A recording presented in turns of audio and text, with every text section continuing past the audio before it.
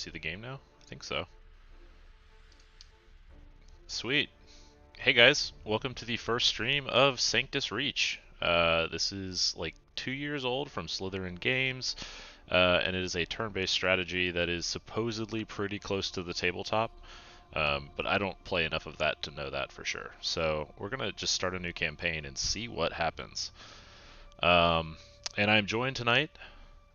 What's up? Oh, I'm Shane. I am the host of the Total Party Thrill podcast on Don't Split the Podcast Network. I am Mundangerous on Twitter, and I am joined by Rudy Basso from the aforementioned network, who is making sure that I do this correctly tonight.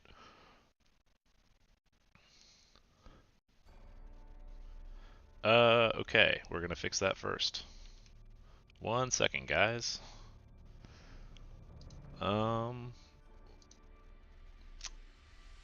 Why would that be? What did I do?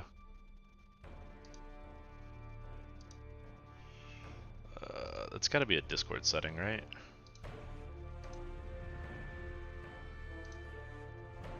Okay. I think it should work now.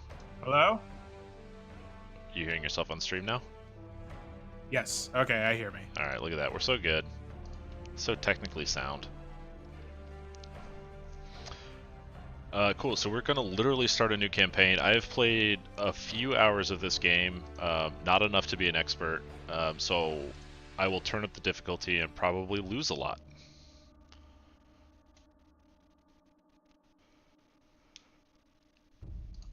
Alright. So, Shane, tell me about this game.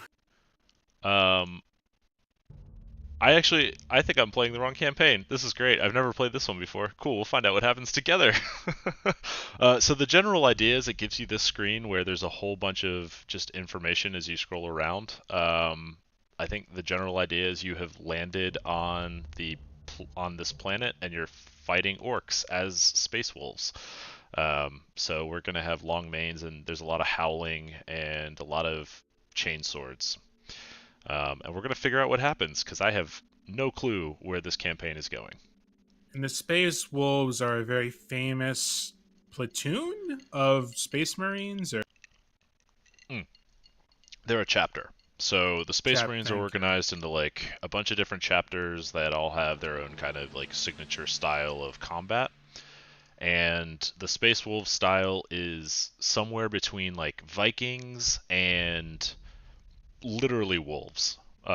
That's one of their things, is they have like a mutation in their genome where they sometimes just turn into wolves.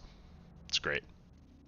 They literally turn into wolves? Yeah, so there's like this whole thing, we'll talk about it in a bit, but there's like this whole thing where they have to go through a trial in order to become like members of the chapter, and one of the steps of the trial is, hey, don't turn into a wolf when you're injected with our genes.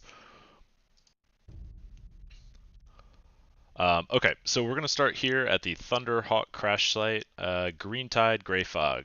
A Grey Hunter pack leader, Hengist Ironaxe, is tasked with protecting the crashed Thunderhawk, while Crom leads the wolves west. His acute senses focused on the tree line, he realizes they are not alone in these woods. So a Thunderhawk is a like transport ship in 40k. So I guess we have crashed on the beach here, and we're going to protect our stuff. Was there more of an intro to the campaign? Absolutely not. It tells you nothing.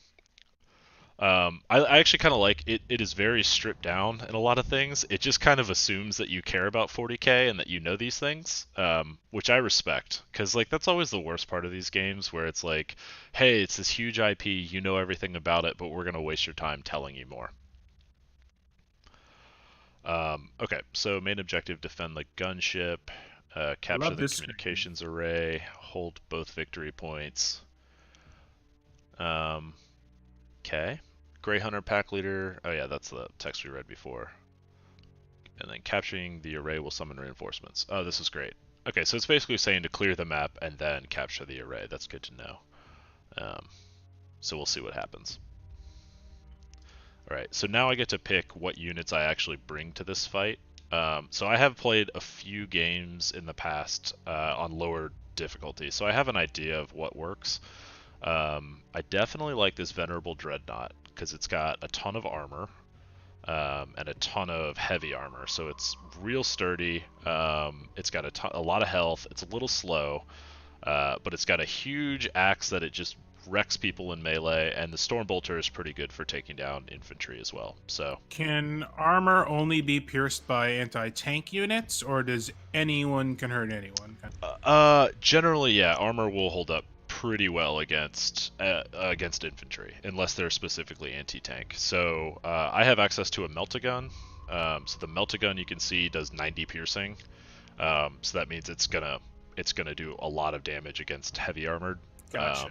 Las guns do the same thing on my side. The orcs have a few different units that can pierce it, but like a lot of times, like, you know, whole squads will shoot at something that's heavily armored, and you get like 4 hit points lost. You know, so you can go a pretty long way against just regular small arms fire.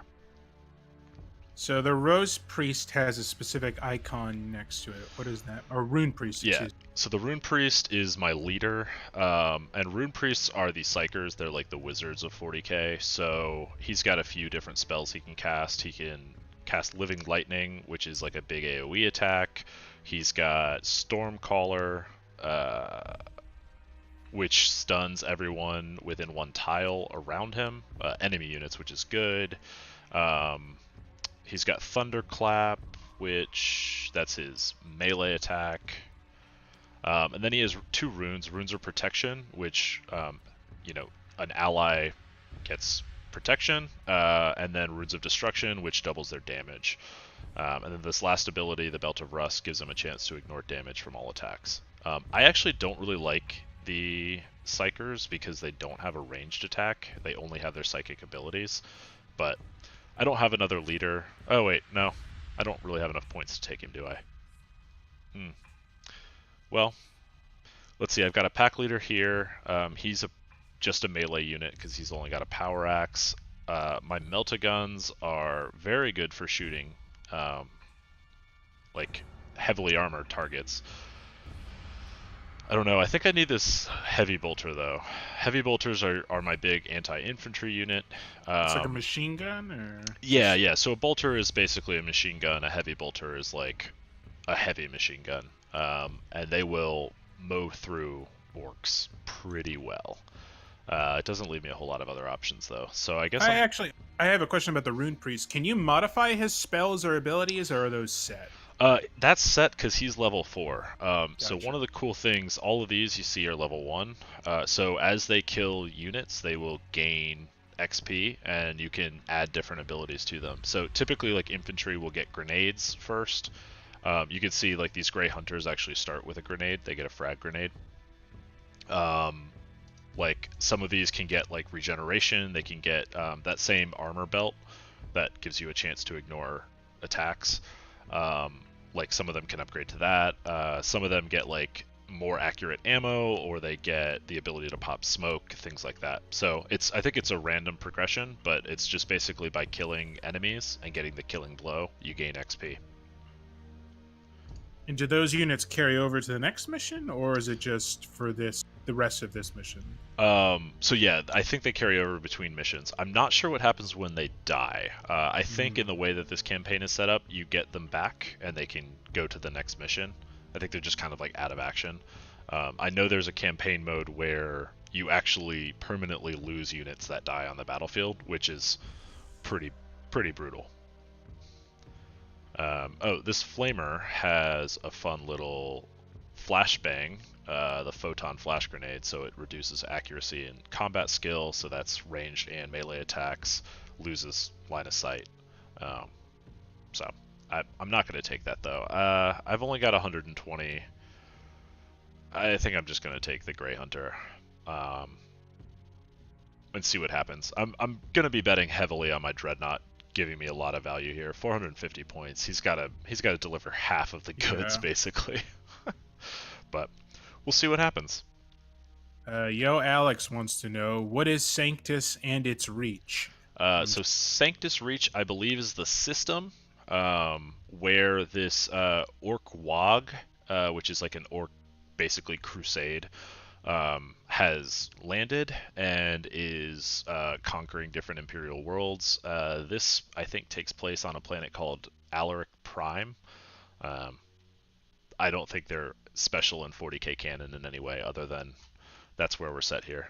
Oh, I can zoom in a little bit too. You can see these are actually like really, really well modeled. The zoom in, I can't rotate yet, but when we get into it, I'll show it. It's a little cooler. Do you know if these point values are similar to the tabletop game point values? Um, No, right? That's a I stupid don't think question. so. I Don't think be they're mean. I think they're decoupled. All right, so I'm getting tips. That's great. Oh, Let's change camera angles too, yeah, right? let's do that. Hey, look at me. I moved. Whoa. All right. High tech. Yeah. All right, so in the bottom right-hand side of the screen, find blah, blah, blah. Okay. So when I select a unit, it brings up this little HUD down here.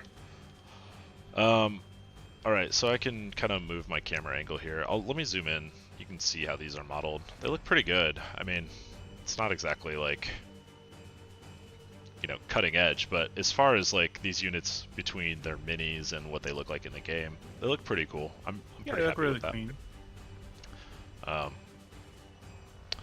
Cool, so I guess this is what I have to protect here.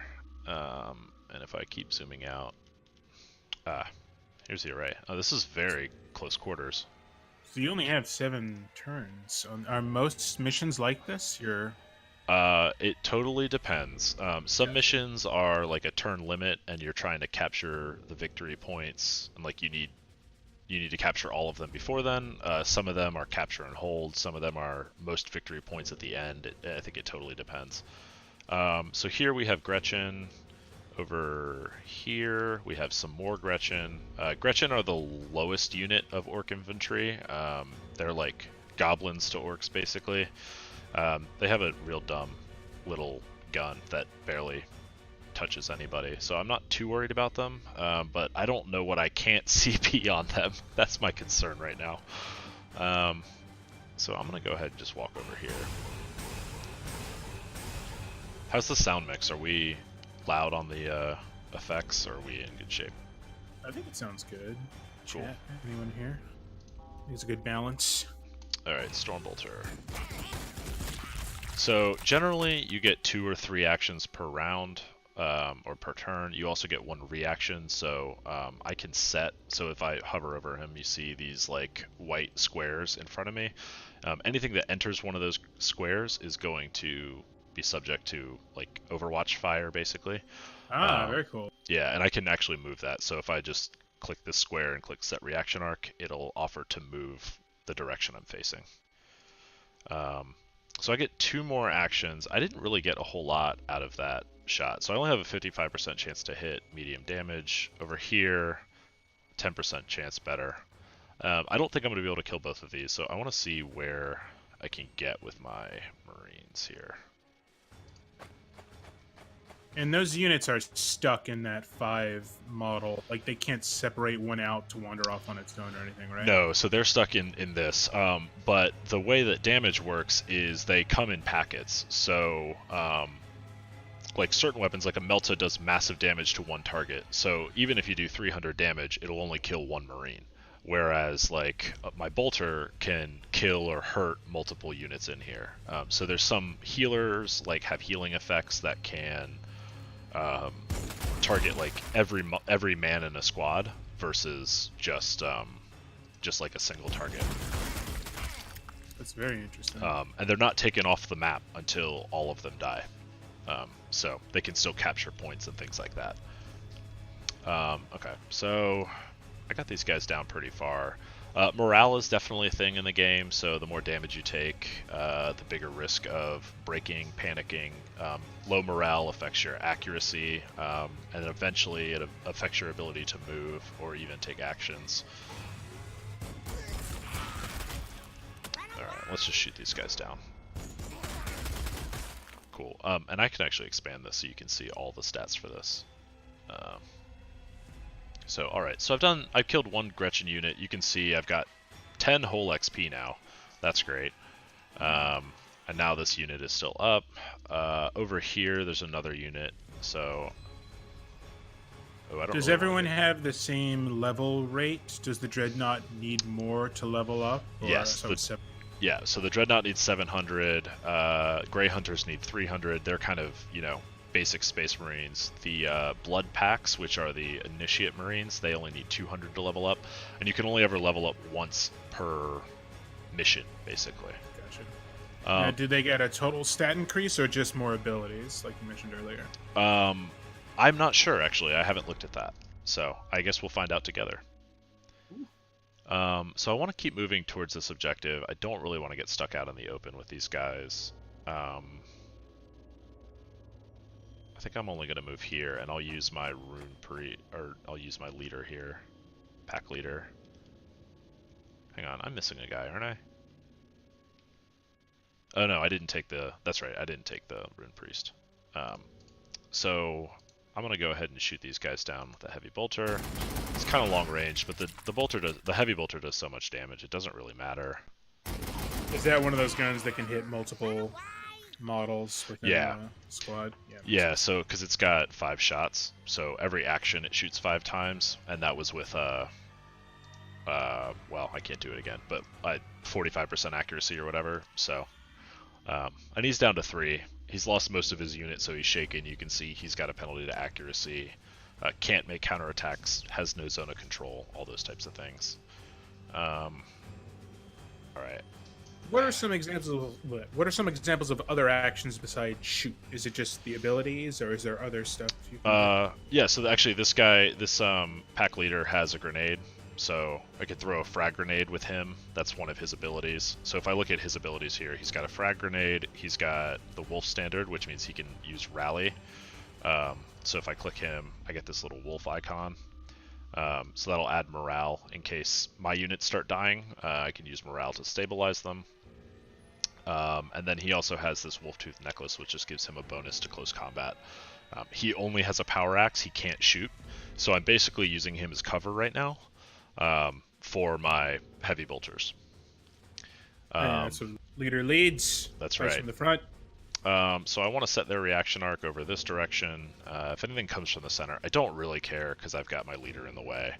And then his reaction arc, sure. And can they shoot the unit behind the leader, or do they have? Will their bullets simply not? Yeah, no, they can. There is line of sight, but in that case, my leader would provide cover. So there's a chance they would just hit the leader instead. Which is what I would prefer, because my heavy bolter also has to do a lot of work this round. So I'll end turn here, and then it'll go through the orc turn. Oh, hey, look, there were Gretchen hiding in the weeds over here where I didn't have line of sight. That's cool. I mean, not for me. Press the I on the mini HUD to enable a tactical display. Oh, yeah, I've seen this. I don't like this. So I can do this. And it's supposed to tell you what all of these different squares in your range mean. Right, so there's cover here. I don't have line of sight to certain places, so it kind of tells you where some of your gaps are. But I never really look at that. I guess it's good to avoid a reaction fire. Is that what those skulls are? Yeah, so if I were, you can see here where it's red. If I were to try to move there, oh shit, well, I'm moving there. My bad. This game does not forgive misclicks at all. Oh great, that's exactly what I wanted. He'll be alright. I'll just hover here then. So there's I guess these orc boys here are also controlling this square. So if I were to move there, it provokes the action, or the reaction shot, and that's obviously not great. So in this case, so one thing that I know about this is this pack leader has a zone of control around him. So no unit is going to be able to charge past him without opportunity attack? No, it actually just locks them in their square, so they can get here. So as long as I avoid any of these squares around him, I know my heavy bolter should be safe. And I say that as though I'm some type of expert on the game. I don't know what this yellow means. I want to turn this off. I don't like this at all. This makes me feel like too tactical. But so now I can, you can see, oh great, I'm out of line of sight. That's not what I wanted at all. But you can see like now, this guy is providing cover, right? He's got the little green icon, and I have a chance to just shoot him in the back of the head. Don't really want to do that. I might have really dealt myself a bad hand here. Oh, here's another example, right, where this guy is providing cover for these guys. So I'm likely to hit that. Yeah. This is probably the one I want to shoot. So you could kill that unit with only 2 HP and still, if he dies providing cover, will the cover then disappear because now there's no unit in front of him? Yep, it will. So I'm gonna throw this frag grenade first, I think. I'm just gonna go ahead and do that, see what happens. So went ahead and killed him. You can see these guys take a huge morale penalty when they get hit with frag grenades. He lost 25 morale even though they barely lost any health, right? This guy's already shaken, so he has no reactions, you know, he's in bad shape. Wow, no reactions is huge. Yeah, so, and then losing zone of control just gives you the freedom to move however you want. So I'm going to get these guys out here and see what I can shoot from this angle. So movement. I'm seeing you have 20 move points, but you're not moving 20 squares. I assume there's terrain penalties and things like that? Yeah, so it's like 4 to move forward, 6 to move diagonally, and then there's movement penalties based on terrain as well sometimes. I haven't figured out all the nuances of that, but I suspect that's what the green, yellow, and orange and red mean. Ah, sure. There's no facing in this game, right? It's not anyone within your sphere. Well, there's facing. Let me turn that off. There's facing in regards to your reaction arc.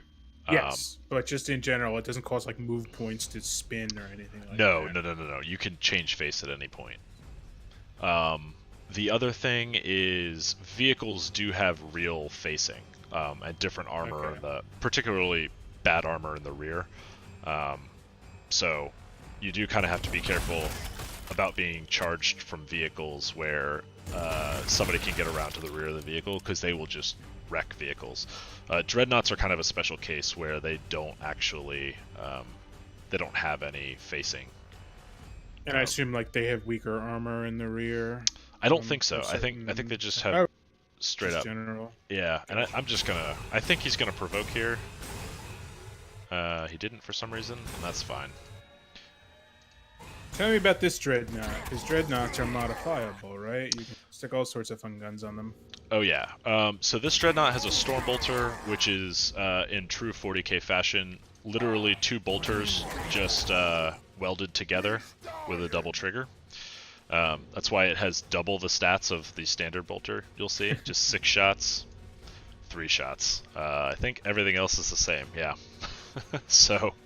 Literally just a double firing bolter, and then he has this awesome Fenrisian Great Axe, damage, power, piercing, all 100. It's a super good weapon, carves through everything. So I really want to get him stuck in here. If I could have gotten him into melee range, I would have preferred that, but I'm not too worried about it. Will his reaction be to automatically attack with the axe if they get in range, or will it always be shoot with the bolter? No. So the way melee works is you always. There are exceptions based on enemy abilities, but you'll always get to attack back if you survive the initial attack. But reactions are always ranged weapons. So, for example, this guy has no reaction arc because he only has a power axe. But if you charge him, you'll get the first hit, and then he will hit you back. Dangerous. It's a dangerous game, melee. Indeed. I'm really disappointed in my choices here. I probably, if I had used that tactical display correctly, I probably would have known this. I can probably kill that unit. Alex asks, are there any other factions besides orcs and space wolves in this game? Yes, there are Cadian, Imperial Guard, and there are Chaos, and there are... Oh, cool, I just killed my leader. Oh no! Oh, That's some friendly fire. Oh, great. We're gonna see what happens here. But do they get experience for it? Is my question. I don't know. Only one way to find out, right? Oh boy. Wow, they are not hurting your dreadnought at all. No. They did no damage. Yeah, the dreadnought is armor. Does it absorb? How exactly is armor work? Not clear actually. I think it's like damage reduction basically. Mm-hmm. Yeah. It's like soak or something. Wow. Yeah. What a reaction. Yeah. I mean, I killed more on their turn than I did on my turn, right?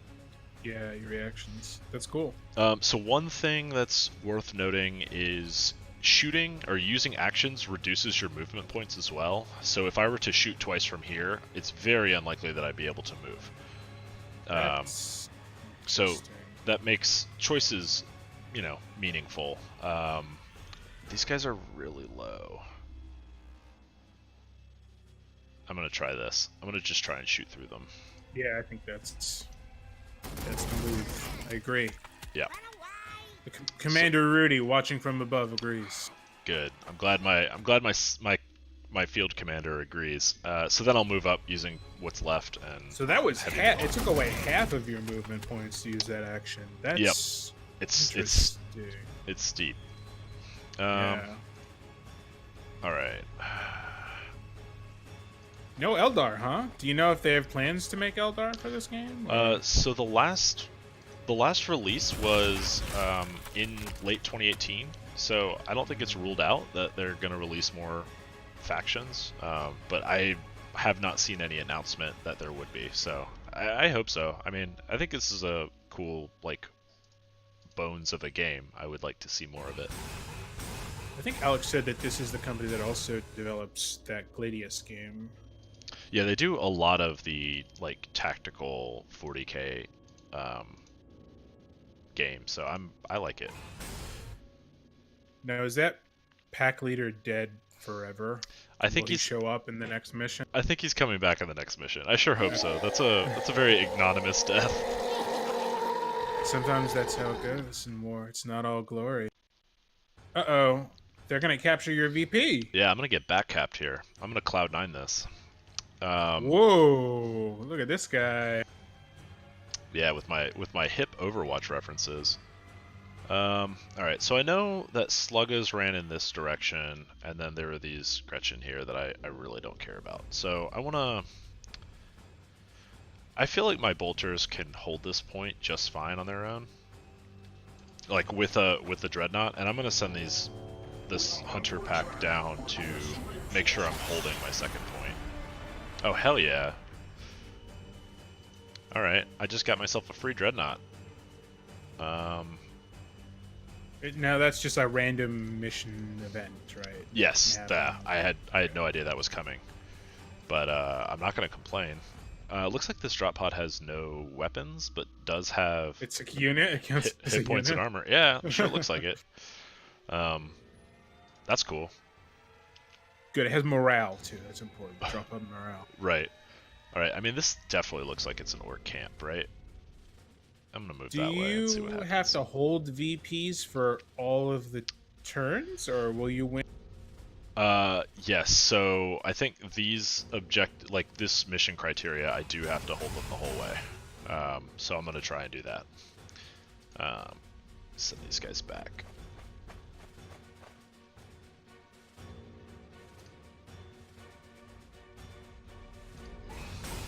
And I'm basically just getting my sight lines sorted here so that I can make sure I don't get snuck up on anymore. That's cool. So I found a target here. Nope, they're out Alex of has sight. informed me that the same publisher of this game is the one that makes Gladius, but not the same guy. Oh, okay. Well, this publisher is doing great. Yeah. And Shinny564 asks, are these the guys that did 40k Total War? No, because I think Total War... I think that's fantasy. That's fantasy, yeah. That's Total War Warhammer is fantasy, and Total War, that franchise, I think existed before the... Yeah, that's Sega, I'm pretty sure. Yeah, so... And that is an excellent game, both of them, the first and the second. I really like this game. Yeah, I heard really good things about them. But I have such a gap for like fantasy knowledge. Like I'm into fantasy, but I don't really know anything about fantasy as a setting other than like the very basics.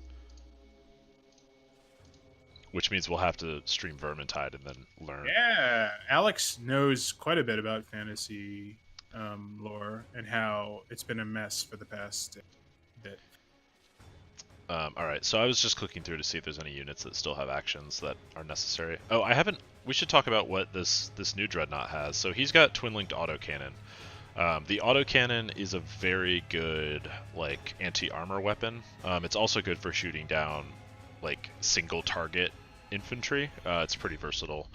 The Wolf Claw is a power claw. It's just a good all-around melee weapon. If it gets into close combat, I'm perfectly fine using that against anything. The cool thing that it has is a heavy flamer, which I'm not using this for anything more useful, so I'll just go ahead and start burning. But it's like just an area effect cone. You got heavy flamer, you're gonna heavy flame. That's how it goes. I mean, that's how I feel about it. So you can do that. Flamers do a ton of morale damage, so it's very easy to break groups of troops quickly with flamers. And the heavy flamer does fair damage. 25 is actually, it's not shabby. Is that shock morale damage? Is that what that means? Yeah, shock is morale damage. So that's, you know, substantial. Like it does as much morale damage as it does physical damage, but it's way harder to resist morale. So. Alright, so I think everybody has shot that has a shot to shoot.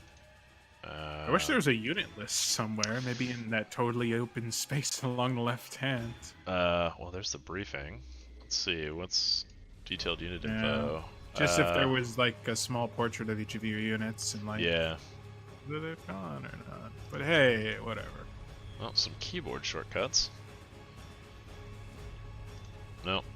Alright, well, let's see what the orcs do. Yeah. Cap your dropship, it looks like.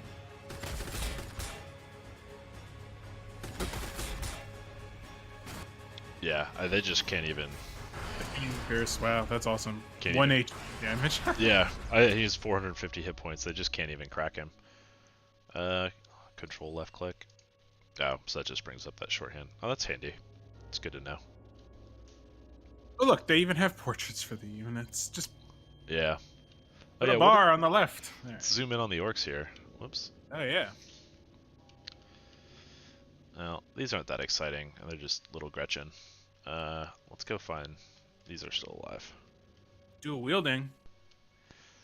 Yeah, these guys have sluggas, which are like shotguns, and then they also have a choppa, which is obviously just a big knife-looking machete thing. Let's do close combat, right? We haven't really done close combat yet. Yeah, I really want to see close combat. All right. Now, is close combat focused on a single unit usually, or do you have like cleave with this giant dreadnought? So this dreadnought. So the cool thing about the Fenrisian Great Axe is it is not a single target. I don't actually know how you would tell that other than playing the game, but it's going to kill both. Once I was wondering if you hover over the weapon name under weapon stats, does that give you more information, like a short description, or? Nope, doesn't tell you anything. Nope. And even if I hit this, right, it doesn't give you any, like there's very little flavor text in this game. They really distilled it on down. Yeah. So, and I actually read the manual because I was curious, but nope. Manuals in 2019? Yeah, I know, right? Yeah, so that's close combat in the simplest nutshell. They look great. I love it. Did that not take your movement away too from your dreadnought? It did not. I had to move one to move up. Yeah, so close combat is definitely more efficient. And Gretchen are actually one of the units in close combat. My heavy weapons will do that as well, where they'll actually run away if they're attacked. Because they don't have melee weapons. So you can get a lot of free movement out of it. Just by continuing to chase them down with your attacks. So I just discovered these Storm Boys here, which tends to happen to me when I'm not paying attention. So I'm gonna shoot these guys instead of those Gretchen. They're melee units, and they will hurt me quite a bit. but they're sitting out in the open. Wow, that was bad shooting. I'm gonna hit them with a frag grenade too. Alright, that kill might be important. Yeah, they're okay on morale. I'm still, if they come towards me, I'm gonna get to shoot them again, so I feel pretty good about that. These Gretchen are probably gonna do a little bit of damage, but I'll just deal with it. They'll grab the VP too, right? It looks like. Yeah, but I've got 3 turns to get it back, so I'm gonna leave it.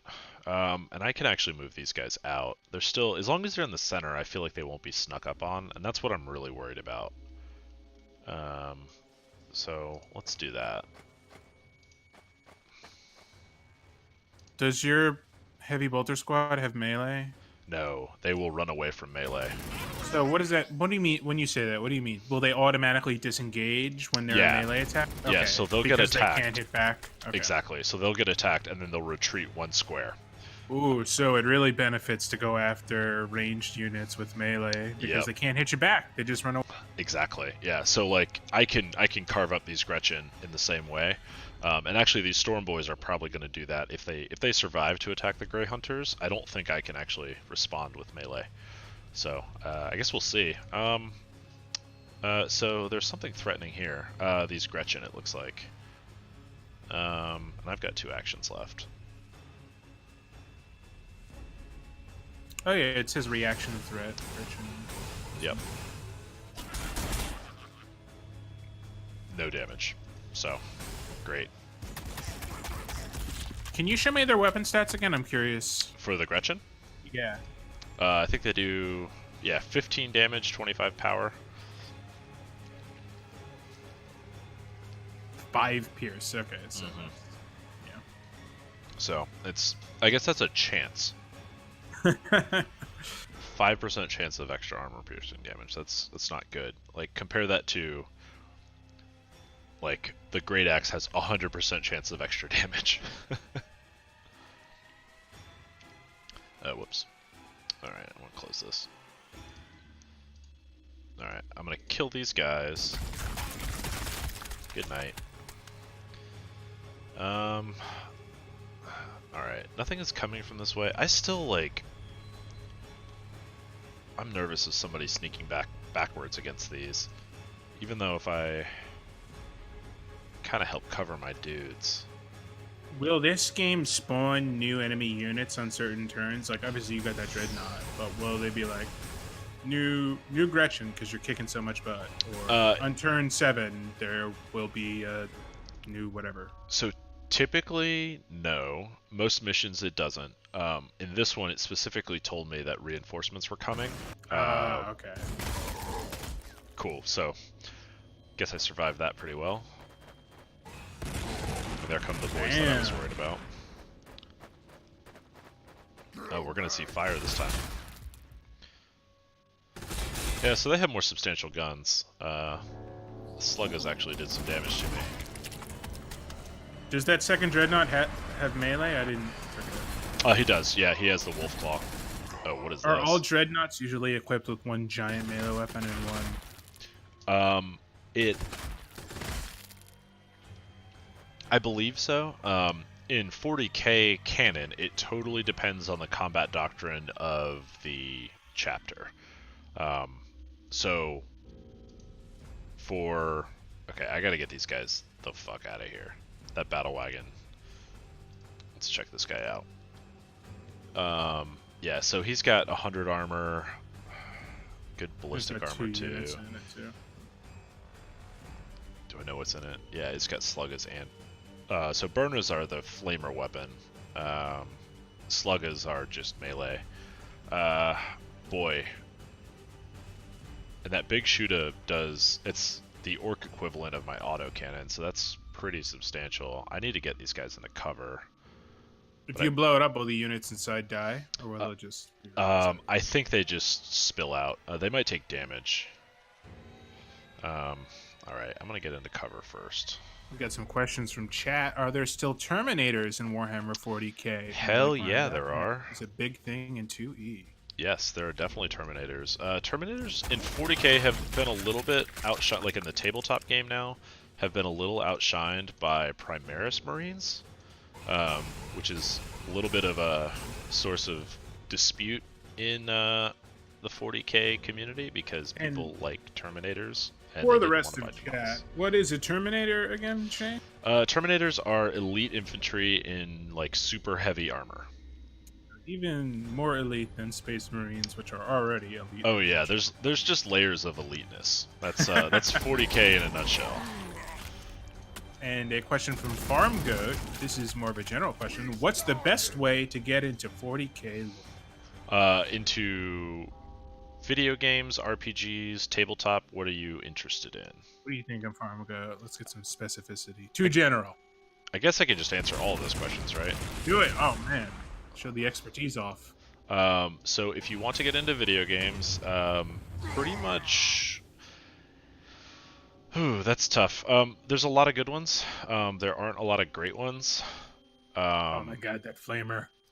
That's awesome. Yeah, but it didn't do nearly as... I should have just charged into these dudes. They're gonna charge me instead. It's alright, it is what it is. Have these guys shot? Boy, I feel like they're gonna die. Let's see what happens. So as far as video games, I think this is actually a bad one if you're yeah, you said it doesn't 40K. Introduce lore it at has all, no right? lore, yeah. So I would look for something more like Gladius or the Mechanicus game. Dawn of War is a super good RTS that has a great single player campaign. Dawn of War 2 is great. Dawn of War 3 a little less so. Oh yeah, skip Dawn of War 3. I agree with this. Yeah, but like if you can play any of those games, like I would definitely check them out. They're also like frequently on sale on Steam and stuff, so if you keep an eye out, you can get them for like 10-15 bucks, and like get all of the expansions and everything in them. Yeah, so he deployed his troops there. I don't think they can charge me though. Well, they're not gonna need to. That sucks. You played Space Hulk Deathwing, the co-op shooter game? I have not. But Space Hulk is a really old property in 40k. Okay, cool. So these guys are now shaken. So you see their morale is 41. So I get penalties to weapon accuracy. I don't have a reaction or a counterattack. So if they attack me in melee, I just stand there and take it.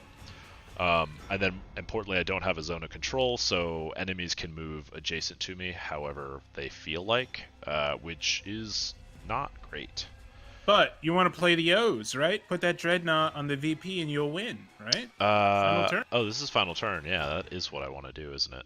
And they also cannot take away my grenades, which I will be firing back. So no matter what, throwing a grenade is also free, which is handy. So, fuck it. I'm just gonna go ahead and tank that damage. Cool. So now I have all the VPs. I really want to do something cooler, but I'm just gonna win this. Yeah, man. Play to win. Just sitting Dreadnoughts on objectives, it seems like a better win. Yeah. When you have two of them, right? Yeah. I suppose in an abstract sense there's value in me like farming the XP here. So I should make sure that I am stacking my kills. But if you lose a unit, then the XP gets wiped, or? No, I don't think so. So I don't think I have a whole lot of risk here is my point. Cool, so I left those perfectly set up to get killed by these guys. Because they're closer to leveling up, so go ahead and do that. Okay, that's one. So only XP for finishing the unit, not for doing general damage. Correct. Ah, shit. Well, they're gonna get some XP anyway. Do we see XP value in their description or that little window you open up? I don't know. I don't think so. Like, what's the war wagon worth? Probably a lot. The bigger units definitely give more. Like, for example here, these guys had 70 and they're now 150. So I got 80 for killing those Burnas. You get 10 for killing Gretchen. So, yeah. Like, the more dangerous units are definitely worth more points. Alright, I'm gonna get these guys into cover again. And then why not? Oh yeah, I didn't even scratch it. And this is gonna do nothing.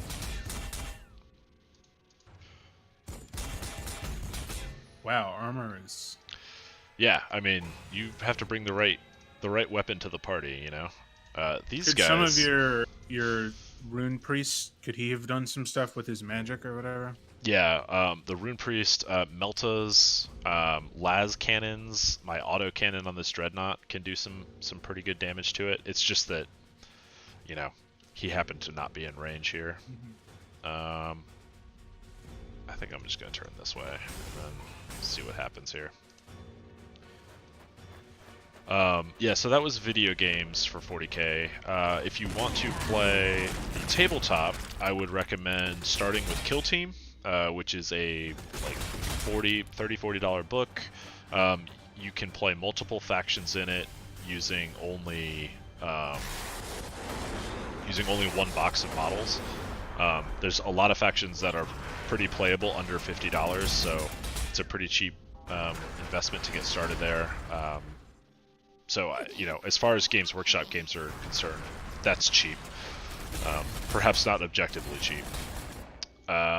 So I would start there. That has a lot of flavor around what the different factions in the game are, what the models look like, you know, painting and modeling and all that stuff. So, and let's see, for RPGs, I would probably start with Dark Heresy 2nd edition from Fantasy Flight Games, because I think that's the most complete RPG that has been published in 40k. It is a little harder to find now. It's not the current edition. The current edition is called Wrath and Glory. I played that. You can start there if you want to. I like Dark Heresy better. It gives you a lot more direction for what you're supposed to be. And if you want to read novels, I recommend anything by Dan Abnett. So the major series he did to start with are Eisenhorn, which is about an Inquisitor in 40k. So an Imperial Inquisitor who's hunting down heretics and demons and that sort of thing. Or start with Gaunt's Ghosts, which is about a military commander in the Imperial Guard who is both a commissar and a colonel who treks across a crusade, basically, and it follows their exploits and achievements in battle. So both of those I like a lot. Dan Abnett's General Dan Abnett plug here. He's great. Everything he writes is really good. Dan Abnett really doesn't do bad jobs, so I like his work a lot. All right, cool. I guess these are all skirmishes. So skirmishes don't have much story to them, but if you keep looking, if I keep hovering, like I'll see other places on the map have like story affiliated. So I'm just going to keep pushing forward here. So let's see what our skirmish mission is. Now I was surprised that there's no multiplayer skirmish mode. Well, I guess that's what play by email is, but it's only play by email in this game. Yeah, the multiplayer of this game is play by email. Not literally, but like it's completely asynchronous, which is fun, I guess, because there'd be a lot of just standing around doing nothing on your turn, or when it's not your turn. But it's also a little frustrating because it's hard to stream. All right, so we hold positions in the west, apparently. I guess 2 big battle groups here. Both sides control the most victory points when the turn limit runs out. Orcs attack from the east. Okay, that seems pretty straightforward. Now I'm going to get to pick a big set of units, I can tell. Oh, actually not really. 2,000. That's nothing. All right. So where are our units from last mission? That's what I want to see. Let's see. Who do we have here? Was that the pack leader who got his... No, that wasn't. This is the guy who got fucking capped in the back of the head. You can see he has 10... he has 10 XP. Poor guy. Nice. Killed one group of Meltas, or one group of Gretchen, and then got geeked in the back of the head. So it doesn't look like I can actually pick the units from last game. They're not available in every mission. Ooh. So yeah, none of them appear. Maybe my Grey Hunters. Yeah, there we go. The Eldgrim squad are still available. So I'm gonna keep rolling with Eldgrim. I trust him. He's a good sergeant as far as I'm concerned. Oh, so I got Blood Claws now. Let's go through all these units actually. So Land Speeder Squadron. This is a fast attack unit. You can see it's armored pretty well against ballistic, lightly armored against heavier damage. So anything meant for anti-vehicle is going to shred a Land Speeder. But it has an assault cannon, which is a very good anti-infantry gun. It's got 9 shots, good power, very accurate. Not so great on the piercing. So I'm not great at using these, so I'll take one for my own embarrassment. I got Melt-A-Guns here, so I think these were available last game. But you can see 90 power, 90 piercing, but only 1 shot. And that's 1 shot per man in the squad, I believe. And I think these have 2, maybe 3. Were land speeders transports as well, or it's a squadron? Is that just like 3 motorcycle style things, or? They're like, actually, it's called a squadron. It's this guy here, this model right here, which is literally 1 guy, and they do not have any transport. Gotcha. Rhinos, on the other hand, the next unit up, do have transport. Let's see, where's this guy? This one here. Yeah, so this Rhino does have transport. He only has a Storm Bolter, so if you remember the 2 bolters taped together, that's that guy. But he can store, or he can transport 12 infantry, or 1 Terminator squad. And it doesn't look like I have Terminators available yet, but they're definitely in the game. So Rhinos are really good for delivering your units, obviously. And also quickly evacuating units when you get overrun. So over here we have the Swiftclaw Squadron. These are bikers. They have Twin Link Bolter, which is, as far as I can tell, is supposed to be the same as a Storm Bolter, but they're actually less accurate. So whatever. They also have a Chainsword, so they're similar. They're fast attack. They're a lot cheaper actually than the Land Speeders, and they definitely have less damage output. But each of them come with 2 bikes. So I also am not good at using these, so I'm going to take those for sure. So Grey Hunters are regular Marines, and Bloodclaw, as we talked about, I think we talked about this offline actually, but so Bloodclaws are the initiates of the Space Wolves. They basically, to become a Bloodclaw, you have to survive all of the training, be selected for that, and then when they inject you with the Space Wolf gene seed, they then drive you, or like fly you out to the middle of nowhere and drop you off. It's called the Test of Morkai, and if you survive and make it back to their base, then congratulations, you are a Space Wolf. If you die, if something out there eats you, or if you succumb to what's called the Curse of Wolfen, which is you basically become a feral wolf beast person, well, good try. Oh man. So sorry, can you say that sentence again? So you're injected with what?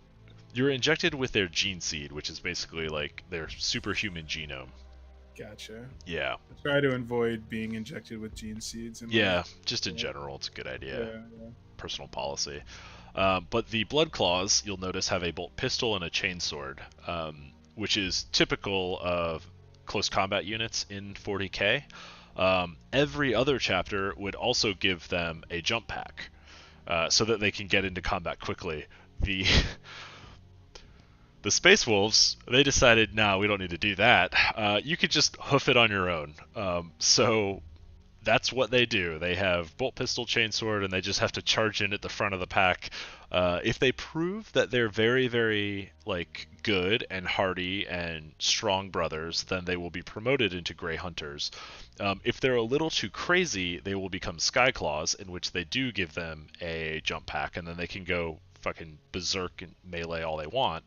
And if they fail, they die, and then that's fine. That's what Bloodclaws are for.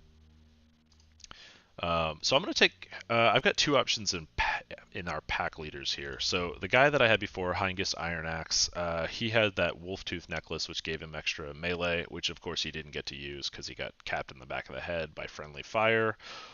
He's got the wolf standard, which lets him rally and add morale to his troops, and then he has a grenade. Eagle Red Fist not only has a better haircut, but he has seeker ammo. Debatable. He has seeker ammo, which makes everybody else more accurate when he shoots at something, so I like that. He has Blood Rage, so he gains hit points whenever he kills in melee, and then he has a Wolf Amulet, which is what I thought my other pack leader had, which helps give you a chance to ignore damage. So this guy is way sturdier and way better for shooting, because he's got this Seeker ammo. So I'm going to take him. And he's cheaper, too. Yeah, and he's way cheaper. Does he have different stats? He's a little less armor and more hit points. I feel like the morale thing could be really important. Yeah. That the rallying cry. Yeah, I guess that's the big difference is he doesn't have rally. There's no reason I can't take both. Let's just take both. Why not? Yeah, they're so cheap. Yeah. Alright, so I still have 1,300 points to play with. So we saw the orcs busted out that war truck. They also there was a kill a can that came at the very end of that mission. What is that? I missed that. That's like a dreadnought. It's an orc dreadnought. It's very orky in that it rarely works and is very inaccurate. But if it gets into melee combat, it will wreck you. So I'm gonna go ahead and take both of my Meltas. I was gonna say, yeah, I think both of them. Yeah, because I've got really good. So these land speeders, I'm basically treating them like heavy bolters, because they do a ton of damage to infantry. So I'm gonna treat my land speeders kind of as my anti-infantry. Swift Claw, again, I'm not good at using fast attack, so we'll see what value I manage to get out of them.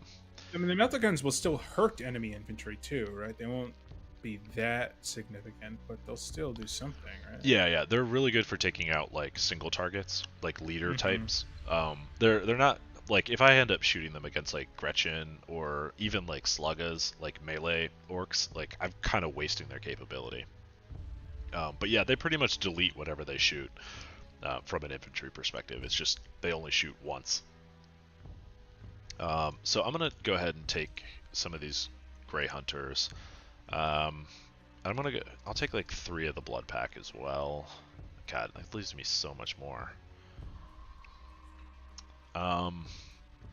It feels like I should take a Rhino just to be a little more sturdy. So you see the Rhino isn't actually that much like stronger than the Land Speeder in terms of its armor. It's only got 19 more armor. But it's still a whole lot better than just a Melta sitting on its own. So I'm going to take that. Let's see. Should I take another Swift Claw? What's the most points you've ever seen at the start of a mission? 4,000. 4,000? Yeah, but I mean that comes with like dreadnoughts and things like that. Sure, so. Really expensive units, but yeah, even still. Oh, now I've only got 60 left. I don't want that Swift Claw then.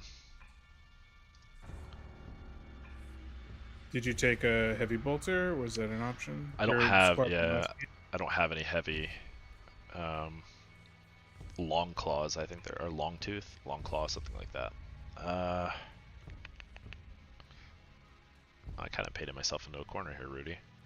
All right, well we're gonna take a bolter and a blood claw. So yeah. Good. Did you bring a flamer? I didn't. All of the so I like bolters. They have frag grenades. I find that frag grenades are only useful every other turn anyway. And I have not. Is the cooldown 1 turn on frags? Or 2 turns? The cooldown is 2 turns. Yeah. So like when I need to crack morale, I tend to just shoot and throw frag grenades. I have not yet really used flamers effectively. Gotcha. And today doesn't look like it's going to be the day, if I'm being honest. So I guess we'll find out. Alex asks, are Predator tanks or Land Raiders in this game? Yes, I believe both are in. I've seen Predators. I have not yet seen a Land Raider, but I believe from perusing the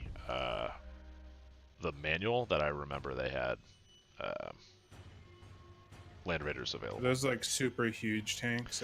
Yeah, they're like super tanks. Yep. How many points were those? I don't know. The Predator was like 300. It has an autocannon and then 2 heavy bolters.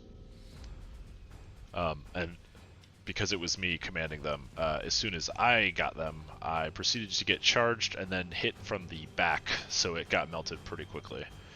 Alright, so I got victory points like kind of all along here. This feels like a very tabletop 40k kind of map. I think you start out with all 5 of the VPs. Yeah, and I'm in deploy mode, so I can drag units anywhere in my half. Yeah. It's such a big map. Yeah. So this mission's called Hold the Line, right? Okay, that makes sense. Yeah. So this is tough. There's no victory points in the center. Oh, there's this one here. Okay. I think your Melta placement is going to be really important. Yeah, so my thought is I want to keep my Rhino close to my Meltas so that they can move to whichever side makes the sense. Yeah. So I think I'm going to keep my Meltas central.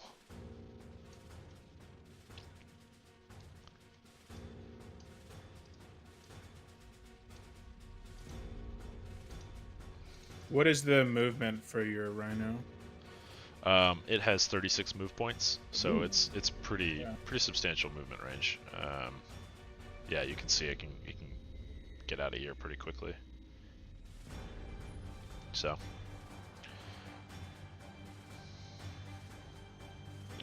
And moving takes an action, or sorry, entering the Rhino takes an action, and then deploying from the Rhino takes an action.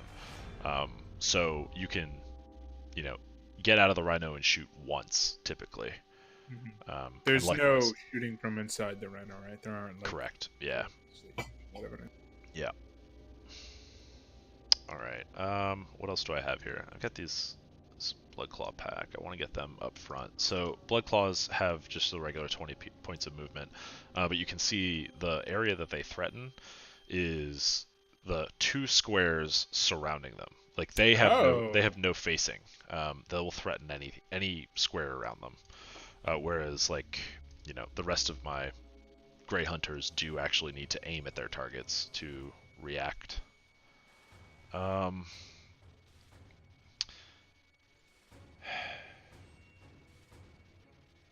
So another way to do this is to kind of keep these guys more central and let them reinforce wherever they need to go. And I kind of like this idea. Right, because they're fast. Like, that's their whole point. 38 movement on this guy. Wow. Shoot and scoot! This one's 40 movement, right? He can move halfway across the board, no problem. So, yeah, I'm gonna do that. So since it's like floating, does terrain does it take penalties going over? I don't think it does. I haven't actually used land speeders, so I'm not sure what's gonna happen.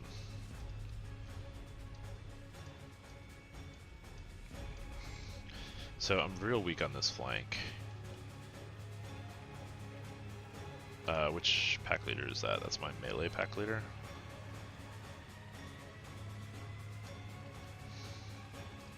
Yeah, that'll work. This is my shooting pack leader.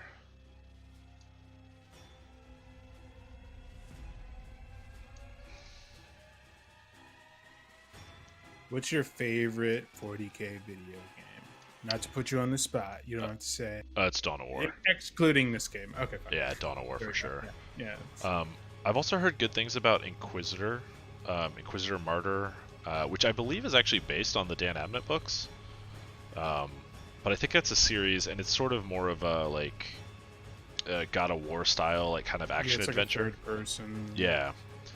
So I've heard that's good. I mean, I think it had a kind of a rocky launch or a rocky beta, but I've heard that's a pretty faithful adaptation of that game. So, of that novel. Boy. I guess I'm gonna do this. I feel real weak over here, but let's see what happens. I maybe took the wrong units. I don't think so. I think you have a lot of good general infantry killing stuff. Hey, you know who didn't know he was going second? Well, you deployed, so... Oh, yeah. Whoa, that didn't really do much. What is that thing? That's a Kill-A-Can. Kill-A-Can. It looks like he has some type of drill arm. That's... Oh, a Knob. So a Knob is an Orc Noble.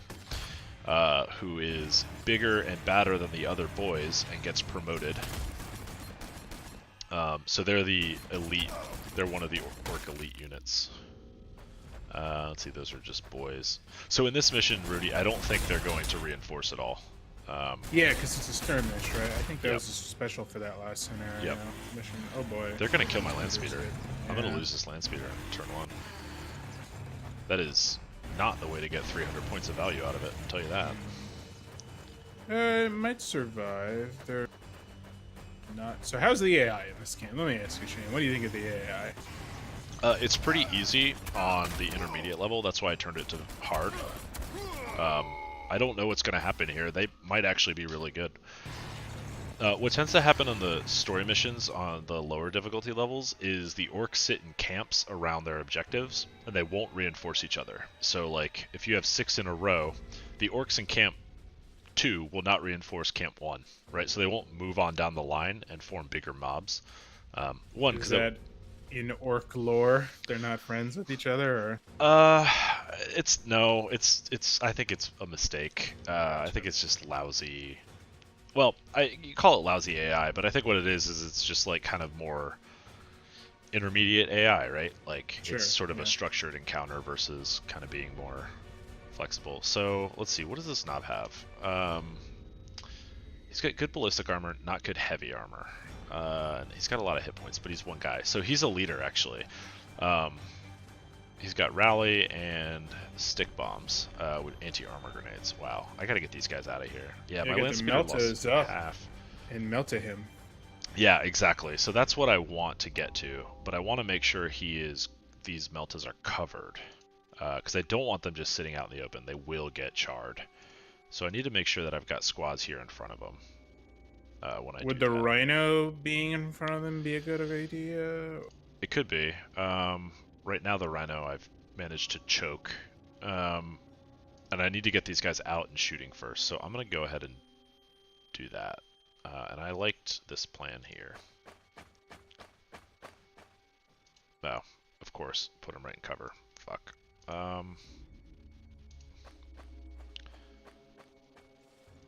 So I had to trigger the Overwatch. Wow. Wow. Okay. I'm gonna lose another. What is a crit? What is a crit? I don't know. They just happen. They do extra damage. I know that. Oh, I crit him back.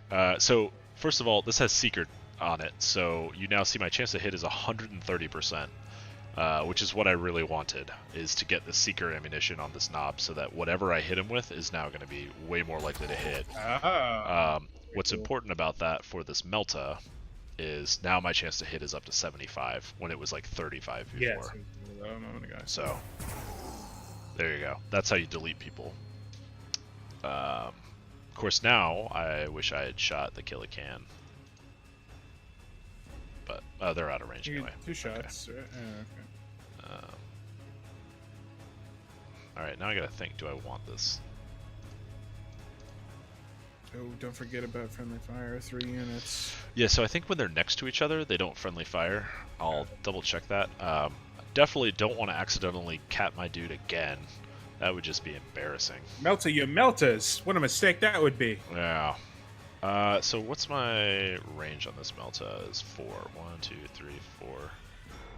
What are your thoughts on Blood Bowl? Chad is discussing. Oh, I played Blood Bowl online briefly. Blood Bowl has this problem in which once you get the lead, the best thing you can do for the game is to just hold the ball on the goal line and beat the shit out of your opponent, which I found very frustrating. Because you have to basically protect the lead very aggressively. Which made it less about doing cool sports stuff with like Mutant League style rules and much more about like just slog the game down to nothing. Oh hey, that's how you delete a war buggy, by the way. These guys are fucking murderers. 130 XP already. Alright, well that changes the math. Maybe I'll get... So I like the concept of Blood Bowl, but I do not enjoy the actual tabletop rules of Blood Bowl, which, you know, makes it tough. And the video game is a straight conversion of those rules? I believe so, yeah. Alright, let's see, what do I have here? Is that its own tabletop game or a board game? I don't know much about Blood Blood Bowl is its own set of rules. So Games Workshop does this thing where they release rules that all use similar models. So it is often, I think it's a box set, and then I think you can buy separate expansion models to it. But it is fundamentally separate from like 40k. Though it's obviously kind of set in a similar sort of universe. It's actually more like fantasy, I guess. I don't think it has 40k races. Let's see. What's that gonna... War buggy. This war buggy? Fuck that war buggy. What do you think of the space dwarves, which are no longer part of 40k? Oh, squats. Squats. Killed by the Tyranids. Yeah, so squats are, gone. Yeah. Is mostly what I think about them. Let's see. I want to get these guys up into combat with somebody. It's going to be tough. That's annoying. Did they not even release rules for squats? I assume. Oh no. So squats are basically a verb now. Even. Whatever. You gotta spend money to make money. Okay. That's fine. I can live with that. I'm just gonna shoot these down with a bolter. If I could reach them, I would prefer to be... Oh, I could have reached them. I would prefer to chainsword them, to be honest. But, I don't know. They'll have to charge me now. I'll get another shot with my pistols, and then they'll get an attack, and then I'll chainsword them back on my reaction. So I'm not too worried about that. Let's see. Then I want to get these guys in here.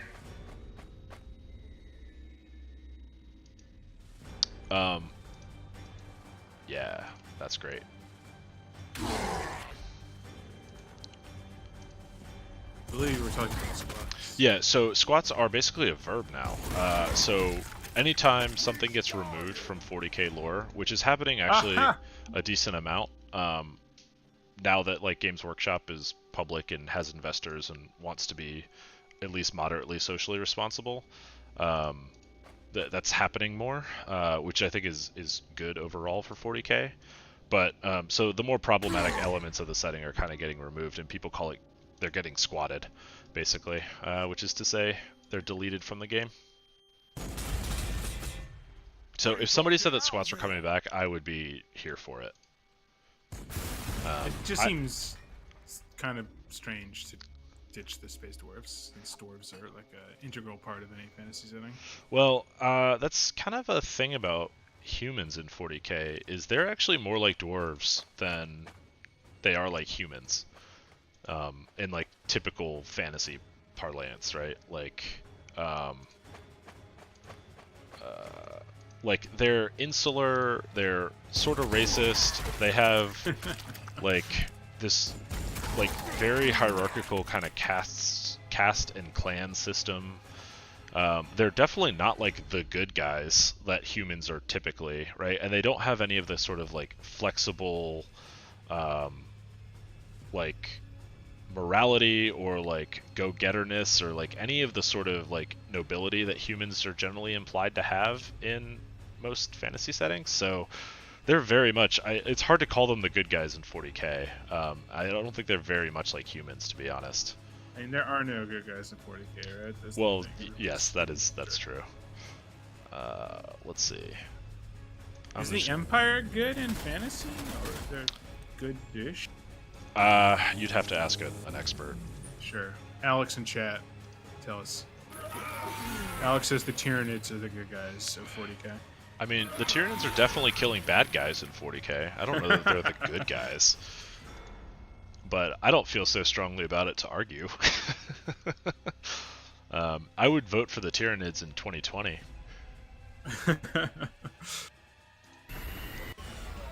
Okay, so now you can see this mobility really coming into effect here with the land speeder.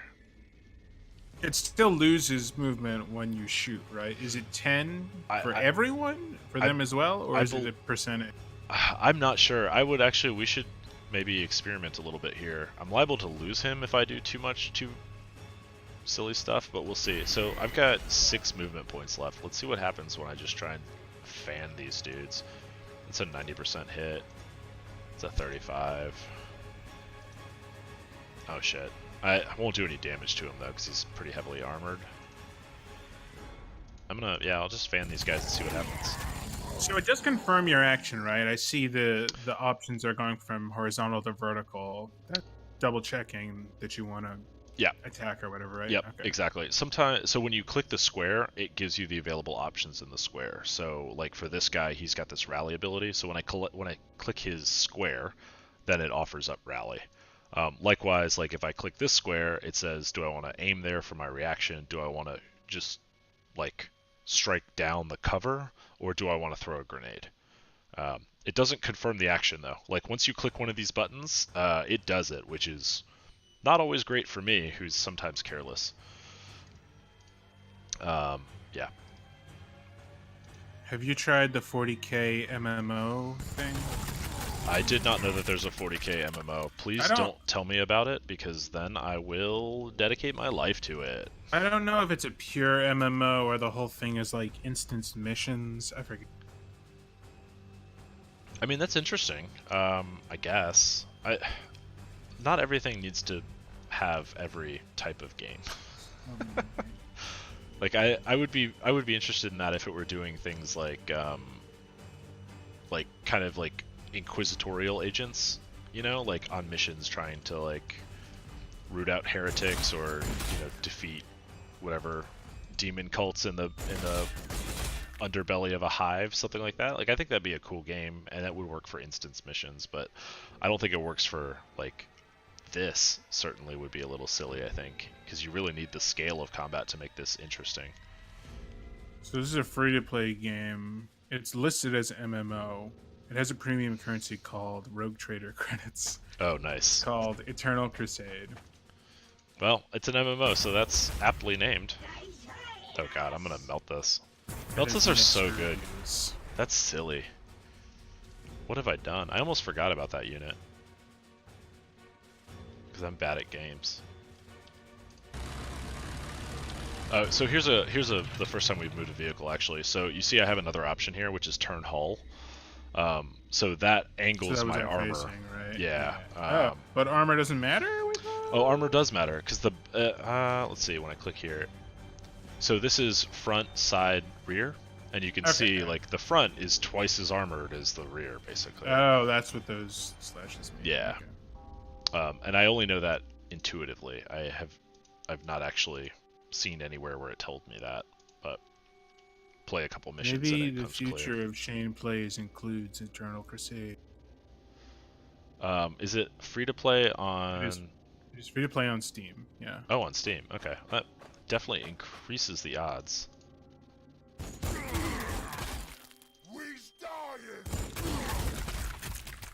Someone from my funds list says that hopefully it'll be Planetside 40k, basically.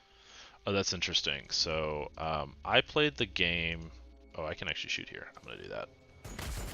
I played the game from the developer of Planetside that he made before Planetside, called Infantry, which was a third-person shooter, and a very like team-oriented. A lot actually kind of reminds me of like Capture the Flag Overwatch, is a lot of how it is, but it was class-based, very weapon-based. Oh, they threw a grenade. That sucks. Very like gear and loadout based, and like team organized. I played that like competitively for a long time, like middle school and high school. So I like Planetside. Like I think Planetside has like a cool foundation to it. I think okay, Alex was saying stuff in chat. Eternal Crusade is up to 60 players. Definitely not Planetside. Sure. I mean, Planetside was sold on being gigantic, it's more right? just a third-person shooter, and he doesn't think anyone plays it. Well, we'll see. Well, I have issues with Planetside too. I think it's a really fun game, and the mechanics are pretty good. But it definitely feels like, what are we doing? Is this worth it? It feels like we're never impacting the war or whatever. Yep. If you're going in to mess around and have fun with your pals, and you can have squads up to like 10 people, so bring all your friends and hop in, drop ship, and land on something, then that's fine. But don't expect to be like, Oh, hey, look, it's my Grey Hunters are running away. Just so that's it. Okay, melee. so that's what we're talking about with melee. Yep. But they still can only attack twice because they only have 2 actions. Right? Correct. Yeah. You're critting left and right. Yeah, I don't know what's going on there. But these guys are toast. This is exactly what I didn't want to happen. They're stuck. They have no way to return. Oh no, they're attacking. Well, back. they can now, yeah. But like, what I don't want is for my 2 most mobile units to get bogged down in close combat. You know.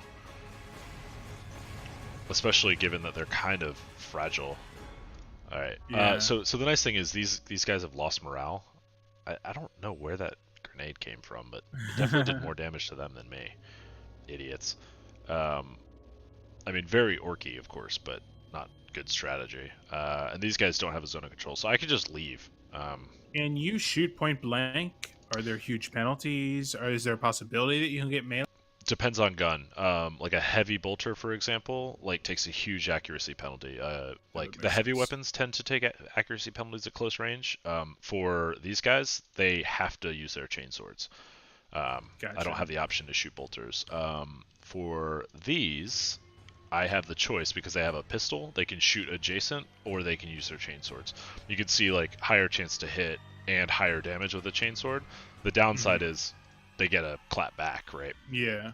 If a unit's morale is broken, will they hit back? Is that reaction technically or not? That's a counterattack. Yeah. Okay, it's its own thing. So now I can safely just hit them, right? I don't have to worry no about counterattack. Okay. counterattacking. And that's even on shaken. Okay.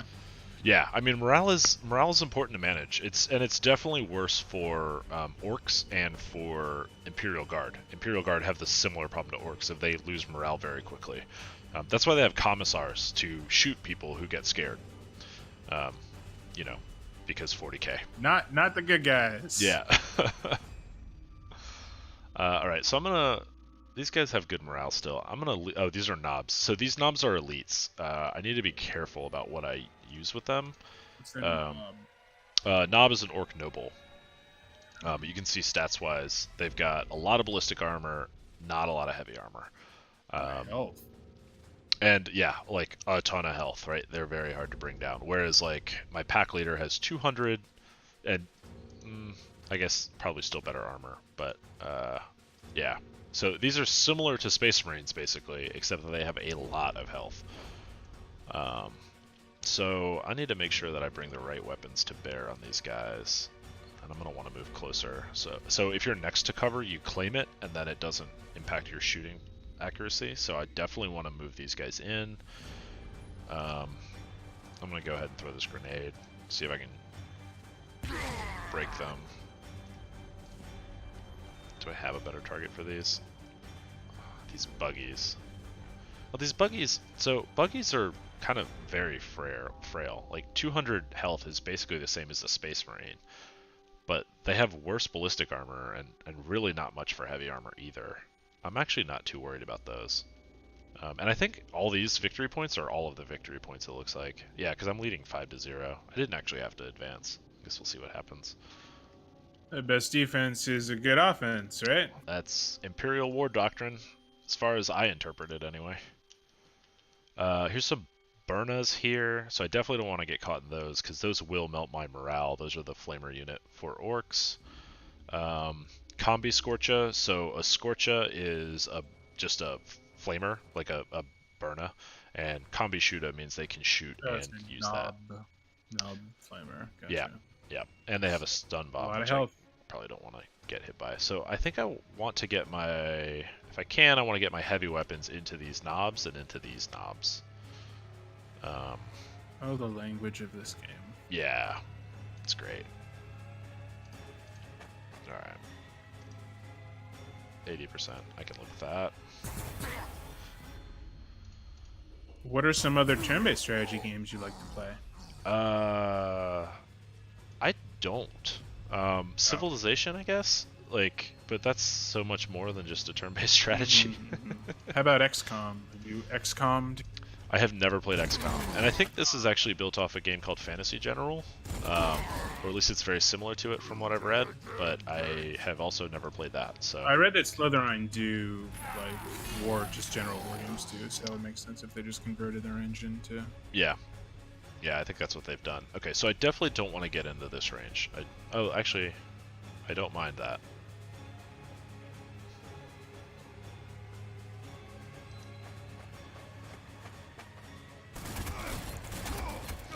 Oh boy, I paid the price for that. Okay, well, I can still tie up these Burnas, which is what I really want, is to keep them from being able to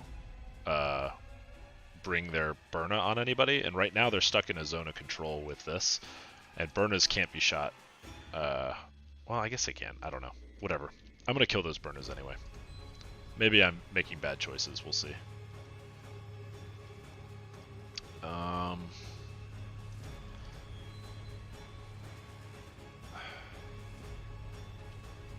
Alright, he has a range of 7, so I don't actually have to get too close here. Whoops. Terminal damage. Totally forgot about that war buggy who's in between. Wow, and I am wrecked. Okay, I didn't ask healing. Can you bring medics or repairmans? There are healer units. I have not had access to one yet, but they are called Rune Priests. Oh, that was your hero unit you could have taken in the first mission, a Rune Priest, right? Then I have it backwards. Then they are called Wolf Priests, and I did not take one. Which, you know, whatever. Let's see, Can I shoot these guys? No. He's just hanging out in the open. That's not great. These guys... pistol range. Oh, your power axe guys. Yeah, he's just a power axe. Oh, that's right. Can you over morale your men so that they're more excited to fight? Okay. You can't extra juice them. That would be a very Space Wolves thing to do, though. Like howl or something, and everybody. Yeah, that would be good. I would like to do that. I'm writing an email. Yeah. Okay? Yeah, send your ideas. I got some notes. I have some notes. Oh, so close to getting that kill. That sucks. I'm gonna leave this guy. I really don't care about him. I want to make sure that I win this fight here.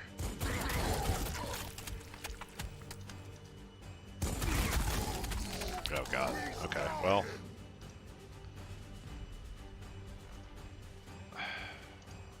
You got your reaction. Your action will finish them. Yeah, no, I want to make sure that I'm moving in the direction I want to go. Right, because I want to move before I shoot, generally.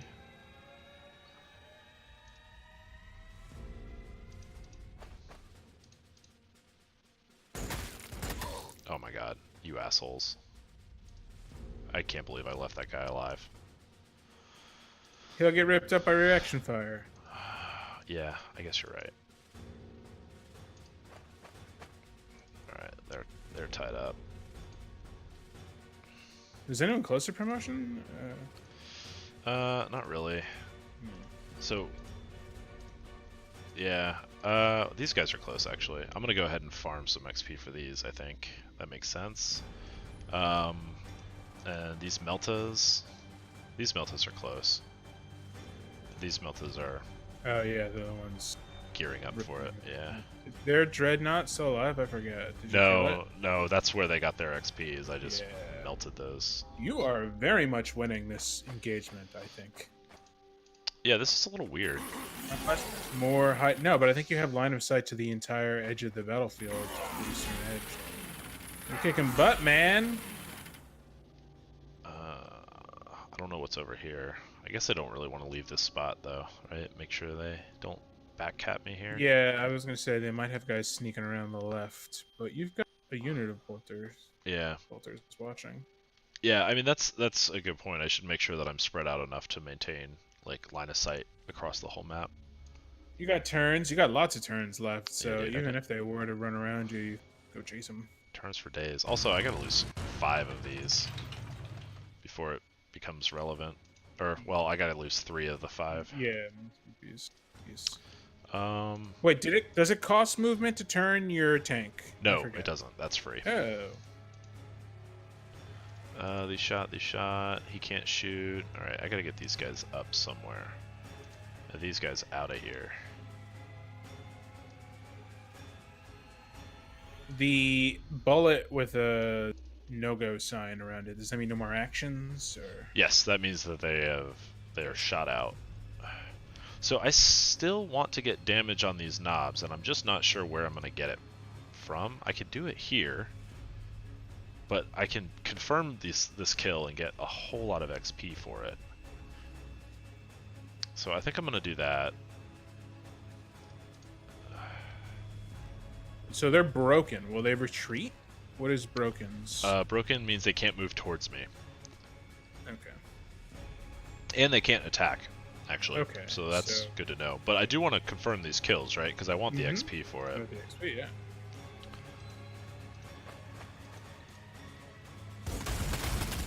Alright, so cool, I leveled up. So I can take a crack grenade, which is just another grenade that does heavy damage to tanks, or what I really want, which is the Stalker Sight. Extra range and additional weapon accuracy, which 30% weapon accuracy does a lot to take away cover. So I like that a lot. You can see now they say just leveled up. I can't gain 2 levels in 1 round. You can't even gain more experience in 1 round. Yeah, correct. Yeah. Alright, so I can't really move anywhere better. Oh, so because of that plus 30%, I can actually just shoot through all of this cover into this buggy, which is kind of funny. I think I want to charge that, though. This is where I really want to be here. Yeah, that's what I want to do. Did it use its reaction? Is that why you're not in danger of getting shot? It's shaken, so it doesn't have a reaction. Is that 30% permanent passive ability, or is it? Do you have to turn it on or something? The minus 30. Oh no, sorry. No, that's a passive. That's just built in. Yeah. Very, very strong. Yeah. So it's panicked. It can't move towards me, but it can still shoot, which I don't necessarily love. There's no way to build a custom squad or anything like that? Choose your weapons that you put on them or abilities or anything like that? Nope, you have to pick all of that stuff one at a time. For each mission, basically. Yeah. Alright, so I want to go ahead and... In the email. Yeah, put it in the email.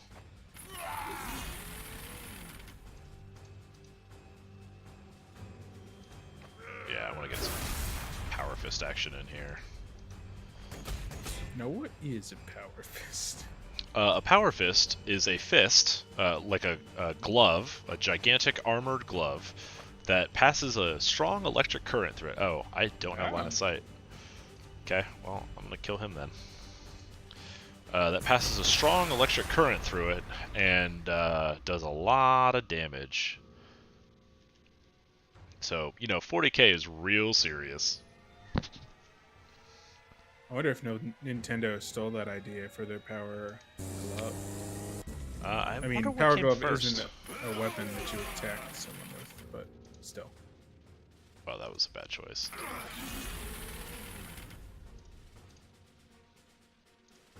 They're not shot out, but I just don't have anything to shoot.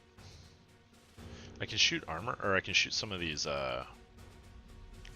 cover that it's getting, but it's still not really gonna help. You can destroy terrain? Yeah. Oh, that's cool. Which happens usually accidentally, in my case, but sometimes it's very necessary. I'm gonna go ahead and I'll just shoot that, whatever. Yeah, so next time if I need to, I can take it down. And then this guy. Oh, I see. Tiled health. Interesting. Now, if there's explosive barrels, is that a thing in the game? You shoot an explosive barrel, it blows up, does AoE damage? I don't think so. I don't remember anything like that. Email. Yeah, put it in the email.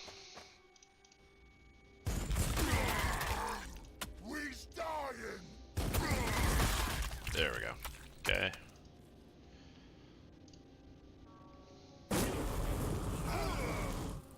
Man, orcs are cowards. Huh? Yeah, these orcs aren't very good.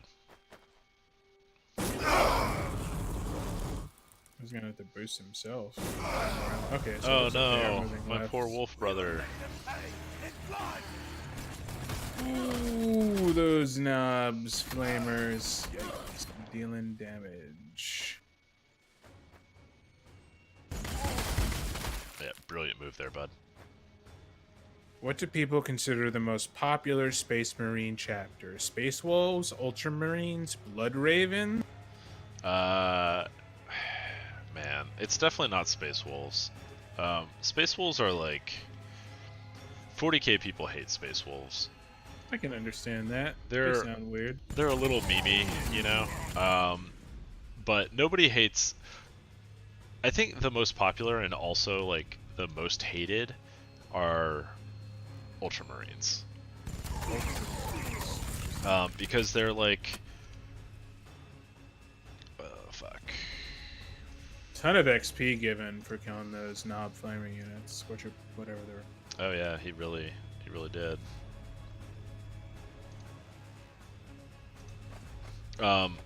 But so, because there was a designer in the previous edition of 40k named Matt Ward, who has himself become a bit of an internet meme, mostly because he was a huge fan of the Ultramarines, and he just gave them all the cool rules and all the cool lore, and it just, they very quickly kind of became like his own like Mary Sue army, which is not that 40k people are always right about everything, but like wasn't exactly like fun for fans of other factions, so a lot of people really hate Ultramarines as a result.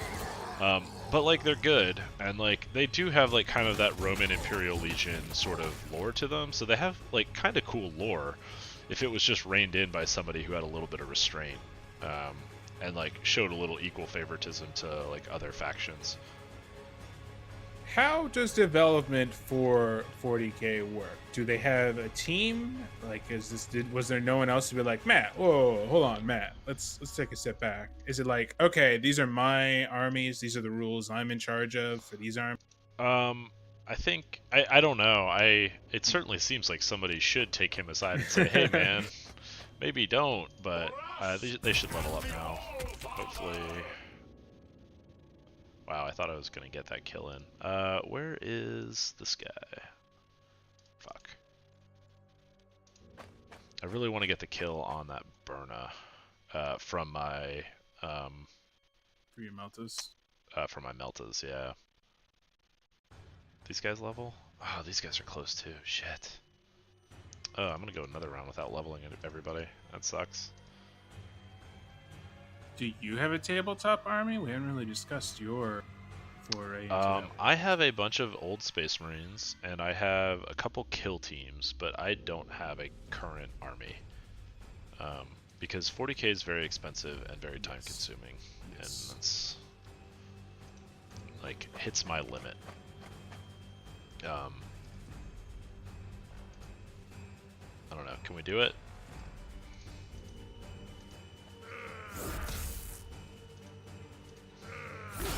There we go. Fully committed to the bit here, Rudy. Take this. There we go. You're gonna kill your own guy. You're gonna shoot him in the back of the head. Oh no, he's next to you. So yeah, I was good. Okay. All right. Bam! So, Level up. Camo cloak, 20% automatic cover bonus and 20 ballistic protection. So I'm gonna take the camo cloak because I want these guys to live forever. Let's see, who else is left? Ballistic is just normal bullets. Yes. I believe so. So ballistic, yeah, ballistic is your regular standard damage. Yep. Whoops. Escape, for some reason, when you have that tooltip open, doesn't close the tooltip. It brings you to the like setup. Another game I have recently was like the Battlefield Firestorm mode. When you open the map, escape doesn't close the map. Oh, that's bad user experience, my dudes. It is indeed. All right, let's see if I can I'm not gonna be able to take that out.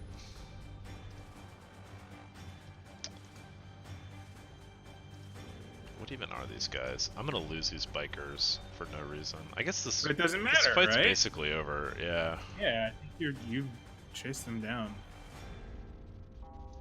Mm. Even units that die, their XP carries over. That's what we proved, right?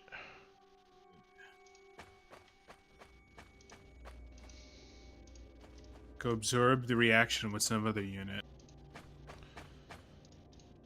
I can't actually get anybody in close enough.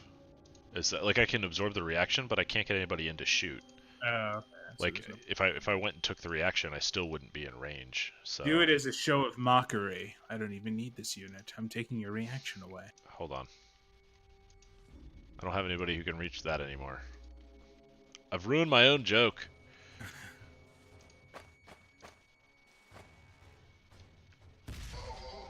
Evasive maneuvers. Well, that was unexpected and rude. I thought they were going to kill my bikes. I guess it doesn't matter. Oh, hey, well apparently this game isn't over. Yeah, whoops. What? Oh no! The cheaters! Yeah, that was Cheater AI. that was not cool. I mean, I guess I should clear these. I mean, it was perfectly reasonable that they could. Yes, I Right? don't know why they were hiding in the corner like that. Well, because they're gonna get wrecked if they didn't. Obviously. I'm glad I didn't like overextend anybody. Oh, these guys fucked up. Their reaction is pointed that way. Right? So, bye. Alright, so now I see this guy is super low, and I know that my frag grenade does splash damage across all of them, so I want to try and kill him. I got 2 of them. So now I'm going to concentrate the bolter fire and waste less damage, but I guess it didn't really matter. Sorry, it's just an IQ 300 play. Which... Also, the enemy grenaded its own unit, which Hey. sounds like a very orc thing to do, and did way more damage to them than you. Yeah, for sure. I guess I've sort of given up on even the concept that I'm worried about losing this, but I still do need to kind of deal with these orcs. Please tell me the game will, when you kill every unit, it'll automatically end, and you won't have to like just hit end turn 4 times. I mean, I hope so. I mean, I hope it'll just like give me the win, right? Yeah, that's what I expect. Oh, those orcs picked the wrong set of Marines. Man, I want to play Dawn of War 2 so bad. The thing, my problem with Dawn of War, is like while I like it and I think it's very good, it's an RTS which is fundamentally more stressful. Do you ever play the multiplayer? That's what Alex and I were super into. Alex was really into Dawn of War 2 multiplayer. Yes, that was actually the only game I've ever really LAN partied. Because that's what my roommate and I played in college. Ah. Alright, I think I have sightlines to the entire... What faction did you play? I don't remember. I did not play any of them very well, because I'm bad at RTSs, but I'll lose to you if that's what you're looking for. If you're just looking for a patsy. No. Listen, I knew I was going to beat you no matter what. This guy's... They're putting them in from off the map. Come on. They are. They definitely are. This is stupid. I mean, they can't do anything. It's just, I gotta get more Marines over here. Wait, what's threatening here? Is that... Has it got a weird line of sight? It might. Yeah, it might just be that. Oh yeah. How did you both play Eldar? I mean, you can play against... You can choose any faction in that game. Oh yeah, I guess you're right. Oh yeah, here's an observation. That was point blank? Yeah, but you see the chance to hit is only 20. Yes, yeah. If I back up, now it's 100. And there is no opportunity attacks, right? They can't hit you if you move out of if you disengage. Well, so these are shooters, so I don't think they have. They don't have any melee. I don't think they do. No. Okay, this is really stupid. I have to go trigger their reaction here, just to get in line of sight of these fucking things. Oh my god. There's like none left there, right? Wait, why won't it let me shoot them? Oh, this is whack. Spin the camera. Let us see. Get out the laser pointer. Yeah, exactly. I'm zooming.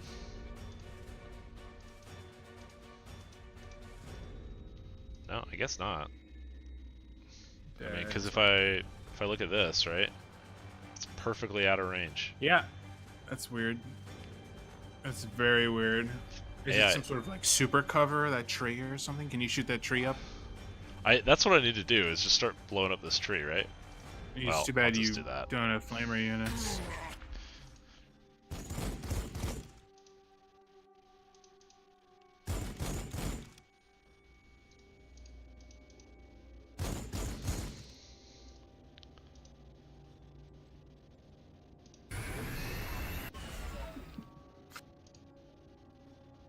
This is so dumb. So it doesn't make you press end turn, but it throws out 1 or 2 units. Yeah, apparently. More annoying? Highly. Of course, I don't actually have any unit over here that I can now shoot them with. Oh, I saved one. Okay, good. Of course, that's the one unit that's already leveled up, so I got no XP for it. There it goes. Okay. I guess this is farming XP. Oh no, there we go. Okay, so maybe there was a set amount of reinforcements they would bring in. They were just hiding in there. All right, I mean another big win for the Space Wolves here. Yes, all right, looks like I need to do another skirmish if I want to get over to these hollow hills.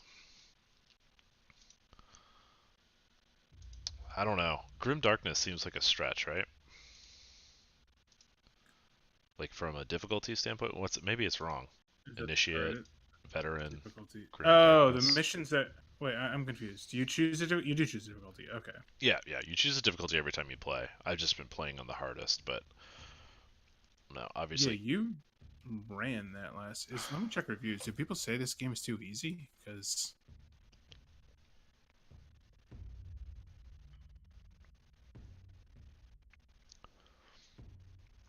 Budra said, I feel like every tabletop player has an Ultramarine army, and Is that accurate? Completely agree. And they're all unpainted and beautiful gray minis. Okay, Space Marine... There's a Sandbox campaign mode? There is. It's just a series of skirmishes, so it's basically this battle mode repeatedly. I believe. Okay, let's see what the restrictions on my forces are this time. Oh, I got my Rune Priest back here. The Battle Academy was the name of the game that this is based on. There you go. Yeah. I don't know, it feels like a good engine. I like it. I mean, I feel like it has good variety.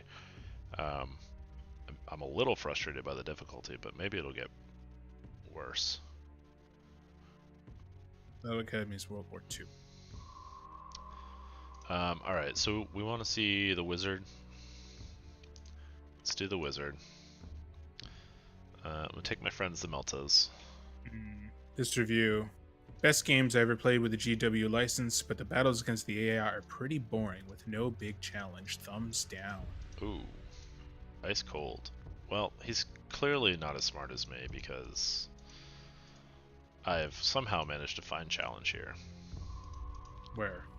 Nowhere. I'm lying. Yeah. Whatever. I'm gonna just take these blood claws that I brought last time. The real challenge is in play by email against Rudy. I'm Fall of Cadia level difficulty. That makes sense? Is a Fall of Cadia level? Cadia. Yeah. You know about the Fall of Cadia. You might have been part of it. I know all about it. No comments. Alright, so the Rhino I got 0 value out of last time. I'm trying to look at the map here. It looks a lot more open, and the other one seemed very congested. Taking the Rune Priest this time. Do we have our Melta squads? We have our Melta squads. Ooh, we have boy. 2 land speeders this time. I'm feeling the level land up? speeders. Was it a land speeder? What was the other thing you leveled up? Do we level up a bike? No, we didn't level up anything else. Melta and a hunter. Oh, no, bolters. Just a bolter squad. Yeah. Right? 40, 100. Did take the flamers. Yeah, I think it's fine. I didn't get any value out of the rhinos. I'm not terribly worried about it. The maps are pretty small. It doesn't really seem worth it.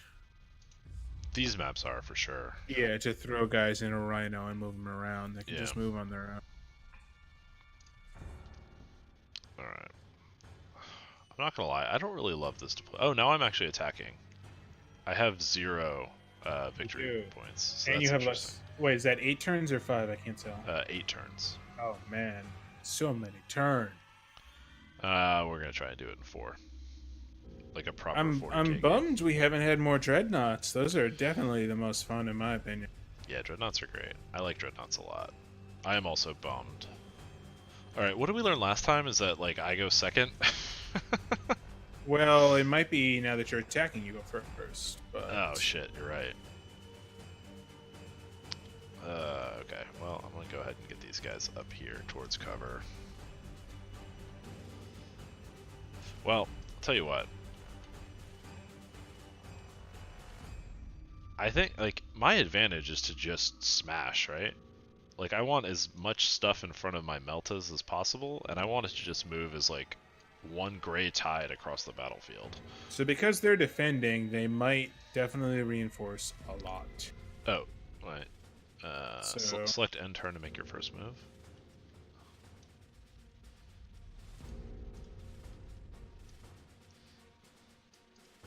Alright, let me get all my units here towards the center. This is like a classic, like, Napoleon versus Wellington situation.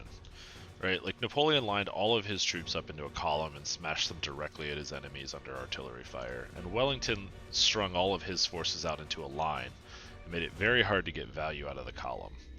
And I'm Napoleon here, and I don't care. Also, you might recall from your military history, Rudy, that Napoleon lost that war.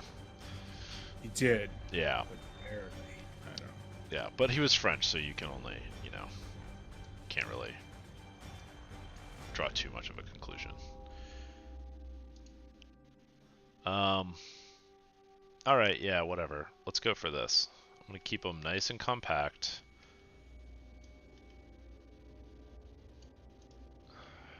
I'll probably be spreading out into kind of 3 columns here to just keep frag grenades from wrecking me, but we'll see what happens.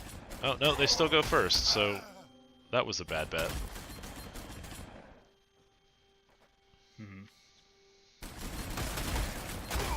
Ah, they did. Oh boy. Okay, maybe it will hurt you. They didn't really move. Okay. It was nice of them to deploy on the same side as me. This feels like a paintball field.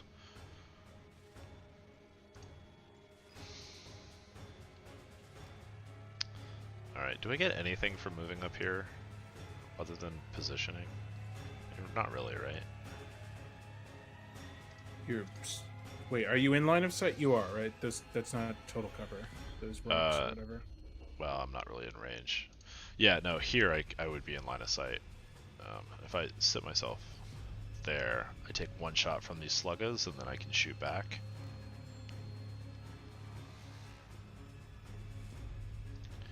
Can these guys can only get here.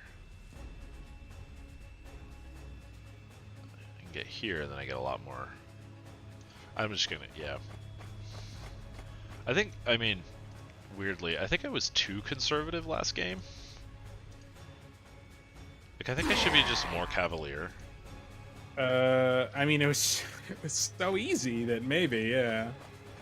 I mean, let's set a new difficulty. Win in 4 turns. That's how. All right, win in 4 turns. Well, then if I'm gonna win in 4 turns.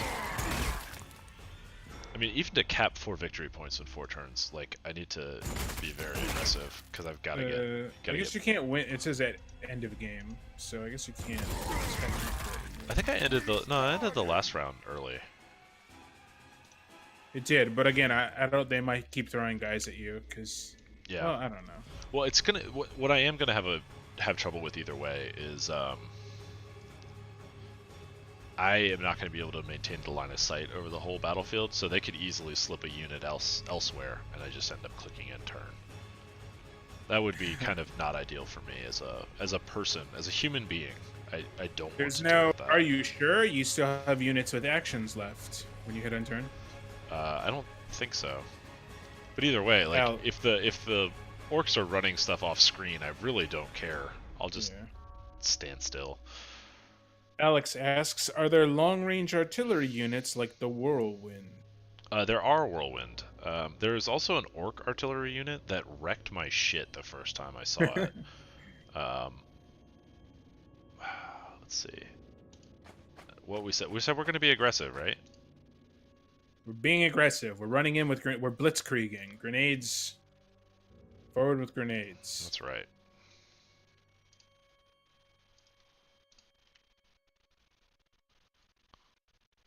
I mean, look at the way they're set up. They want to be grenaded right now. I know. This is... Oh, I didn't even see those shooters. Plus, you got your Rune Priest, right? Can he do huge AoE magics or something? Let me show you what that looks like.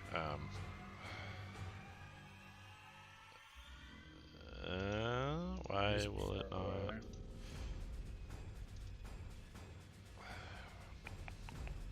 Oh, I have to have a target, actually. But I will get myself a target.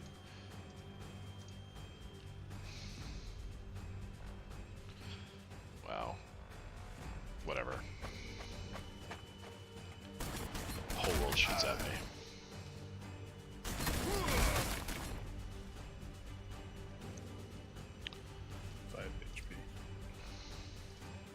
Nothing. Now taste the Emperor's grenade. No, I gotta get one closer, which means I want to... Whoa! Yeah, you definitely want to get closer to hit with all that divine light. Oh! Gotta get out of here. That's rude. Alright, so...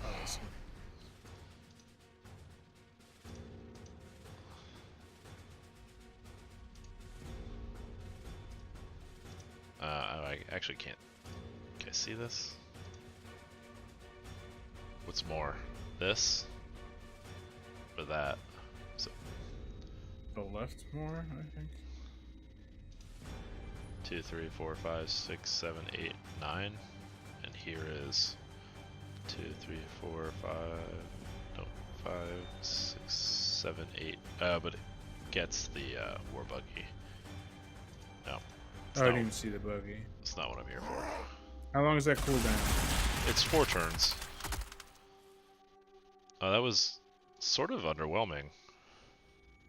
Oh, it does a flat 90 unless you miss. Oh, that was. What does it do? Powerful AoE causes massive damage to a single man in each squad within 2 tiles. Oh, that's why. Ew. Don't sleep on that. I mean, it does a quarter health, right?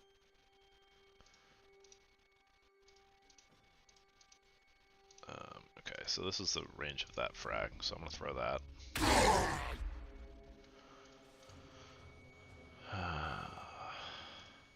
Yeah, so we're already breaking morale here. There we go.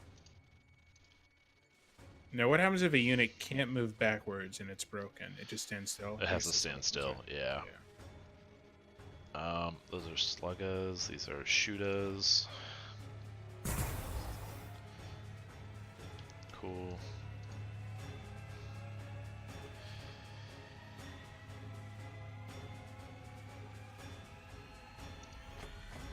I don't know that I'm actually going to be able to hit these guys, but that's okay. I'm not. Idiot. Big brain.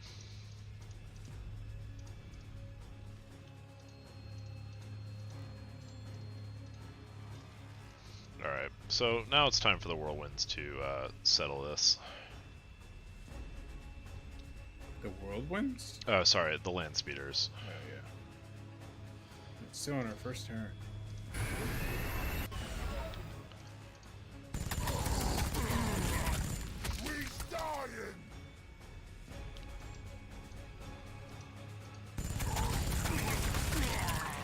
Oh, my accuracy was very high. I kind of wanted to hit something behind it a little bit.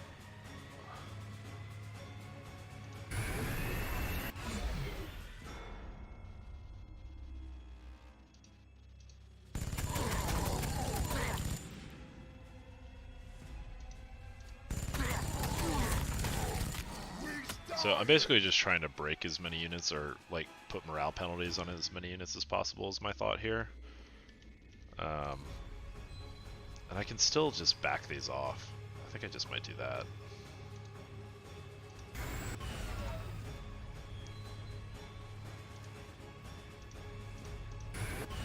How much movement do they still have? Still a lot, even though you shot twice.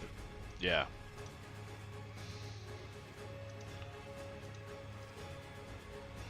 Alright. We'll see what happens here.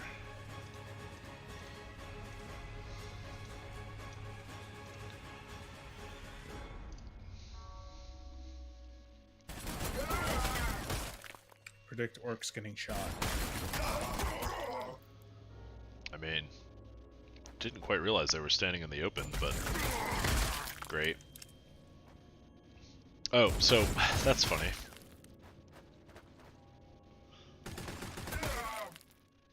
Oh, they just took the reaction and then moved over here. Yeah. I mean, I guess it's good. It lets orcs behind them go somewhere. I'm running out of reactions. Yeah, that's what I said. There we go. Oh, they're paying for it though. I think I still have a reaction on this land speeder. Ah, this is gonna be rough. Yeah. Yeah. Almost a bit behind. Oh, these are Meltas. Oh shit. Oh, not good, not good. Don't stand in the open, Chuckles. Is that our leveled Meltas, or oh boy. So if you lose this mission, is it GG? Can you restart? Can you? I don't know. Alright. I have no idea what happens. Oh, he just shot his own buggy, so that's great for me. He crit his own buggy, that's even better. Ow. This guy's gotta be down to 1, right?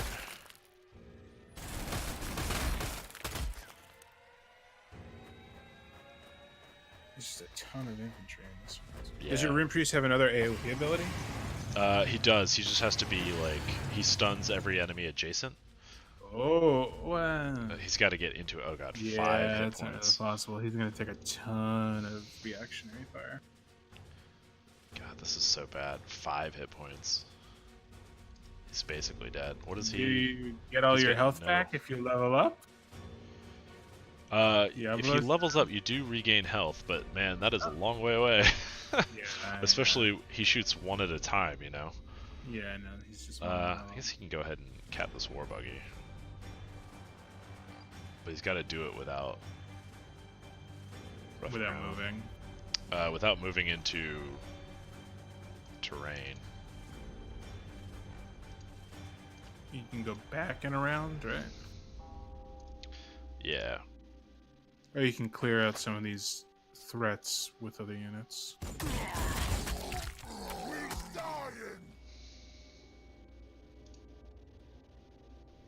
Yeah, there you go. That's a waste of a shot, though. Did one stay alive? I can't even tell.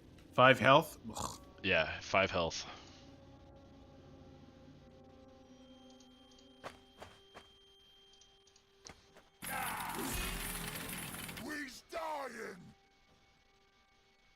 Alright, can they move now? Yeah. He's gonna die. I just want to get this war buggy out of the way.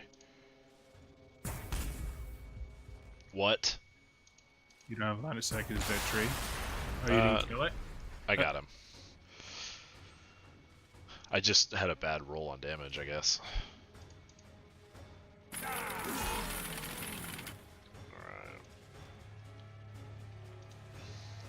There you go. You're wiping units. You're wiping units. Yeah, but I mean, he's got a lot more than I do. You know, like you gotta win a lot of heads-up battles here. That's why it's like I said, it feels like a paintball field because like everything is about the angles to it from a cover standpoint. It's kind of hard to sort out exactly what can see what. I definitely feel like it's smarter to just sit and wait and reaction fire stuff over and over and over again, and once they're in range, shoot them in the next turn. Well, you're probably right. That's not how we're playing. We're playing attack, winning 4. That was some low percentage shooting on the war buggy I probably wasted there. Is there a way I can do this with cover? Not really.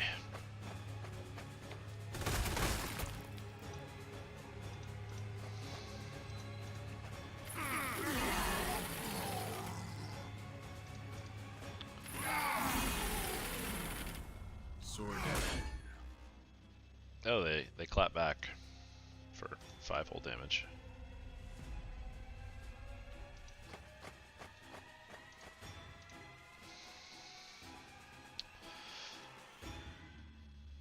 Now I almost have the opposite problem where I don't have a great use for my Meltas.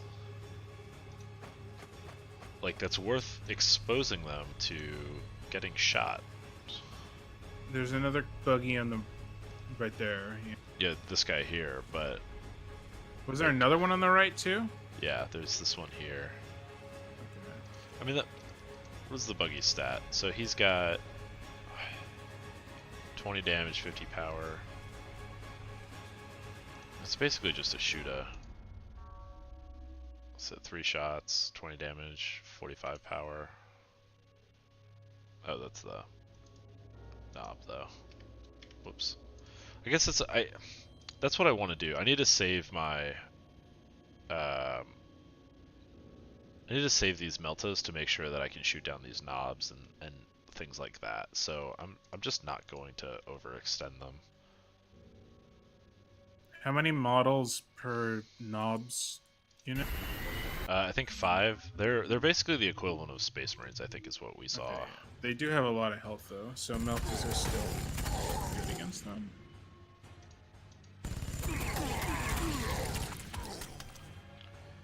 I didn't break them. Eek. Grenades are back next round too. Right. Am I you know what? While I'm here, I'm gonna go ahead and give him runes of destruction, so he'll have double damage. Ooh. And what I want to do is protect these Meltas. So they've got damage reduction, and now I've got extra damage on this guy.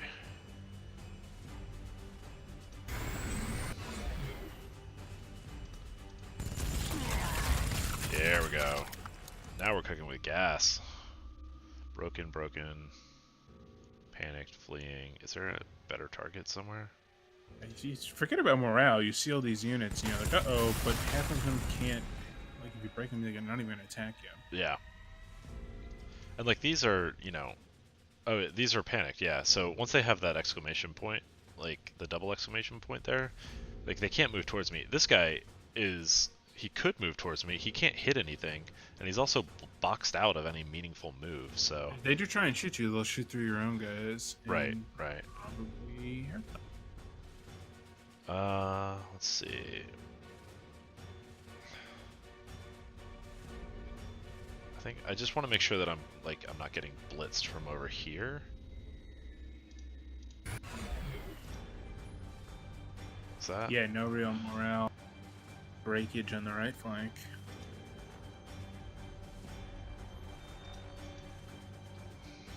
Guess that's okay.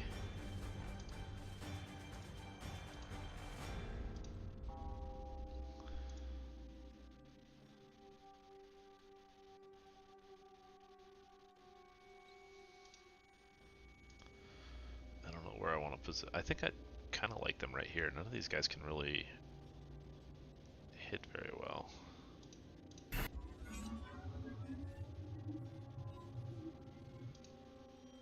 Yeah, that's fine.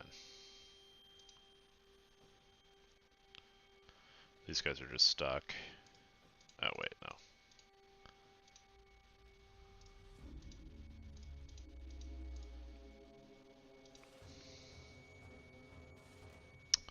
Oh, I can move my Melta still.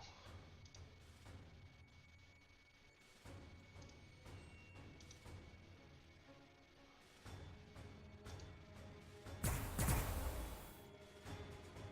I just melt this... You don't want to put them in danger from the right side units. Yeah. Well, they've got the protection on them. They've got cover here. They've got guys here. I feel like they're okay. One thing I didn't do is get these guys into cover. I think really my best move is to move back. This guy is fucked. Your single Melta man? Well, he had a mission, and he completed his mission. He did complete his mission. He killed that buggy and got his XP. He'll get a shot off, too, before dying, maybe. There you go. We got one shot. One opportunity.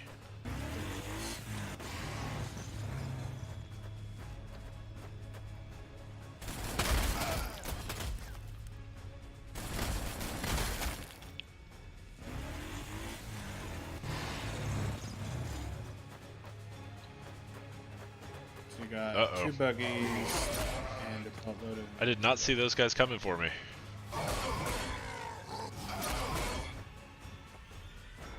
Why did they not get shot by a reaction? How? I am not clear.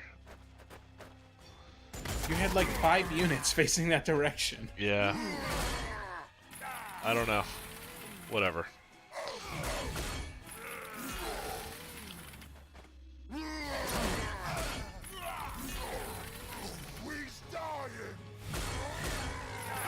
mean, I think these guys have proven themselves as battle brothers of the Space Wolves, right? Yeah. Wow, those are really strong for 80 points or whatever. Meleeing them is so stupid. Yeah, they're full Space Marines. I mean, they have the full stat block of Space Marines. They just don't have bolters to shoot at range.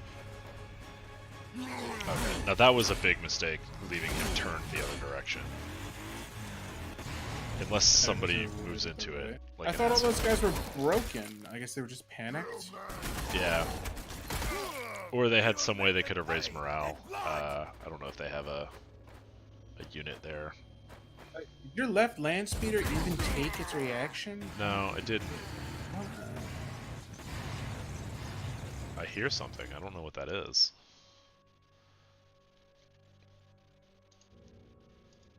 Okay. It sounds like a killer can or whatever. Oh, it could be a killer can, yeah. Alright, he's kind of stuck.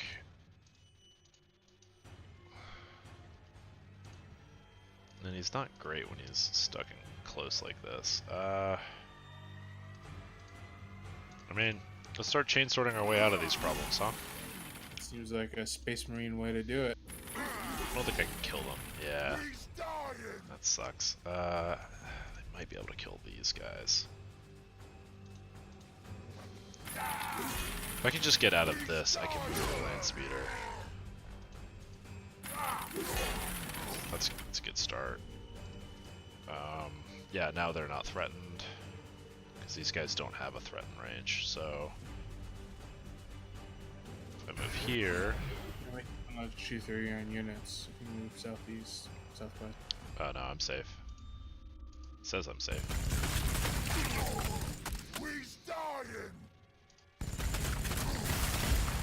I blew up that cover, whatever that was. So these aren't threatening anymore. Can I just shoot them? I can. I can just back up and shoot them. What are these? Spurnas? I need to get How this. long does that double damage buff last? I think it wore off. I think Just one turn. 1 turn. 2 turns. So these still have runes of protection, I guess? It's weird, it doesn't really give you any indicator, at least that I see. I don't have any indicator on here that they have it. Yeah, there should be something over their heads. Yeah, but it's definitely still on cooldown, right? Cooldown remaining. So that thunderclap would be useful. You know what? I want to get... I need to get my Rune Priest kind of more into melee. Because his Thunderclap ability like needs you to be stuck in around a lot of enemies. His staff is his only weapon. Of course, it's only one hit, which is a little annoying. I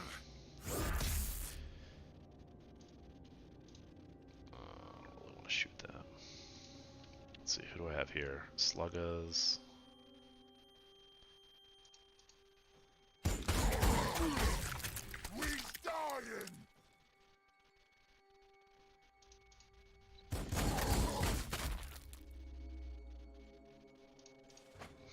Give some cover at least.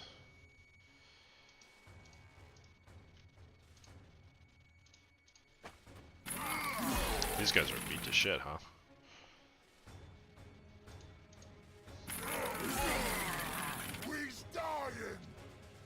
Alright, they've broken that one. That's a good start. I don't have any actions left. Alright, so where do I want to get value out of my land speeder? So I've got these I think slugs. it's still got double damage, then focus on an untouched unit. Yeah, and I mean, now I can pretty easily get them in and get them out. So I still have time to get them out of the way. Like if I go shoot back here.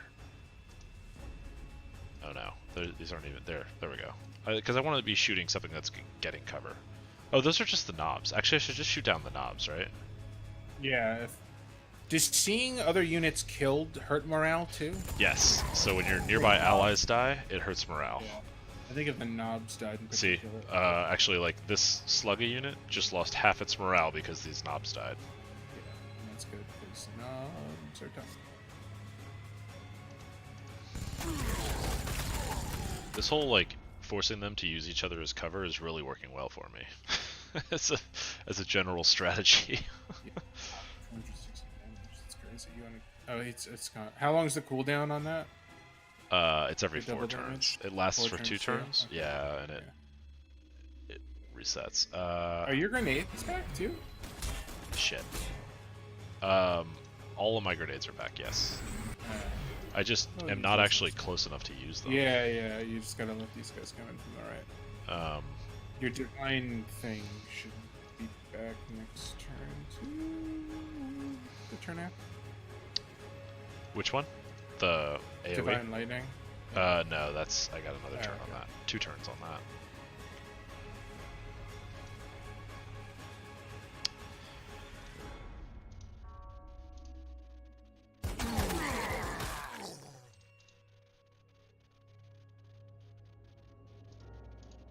They don't have any other.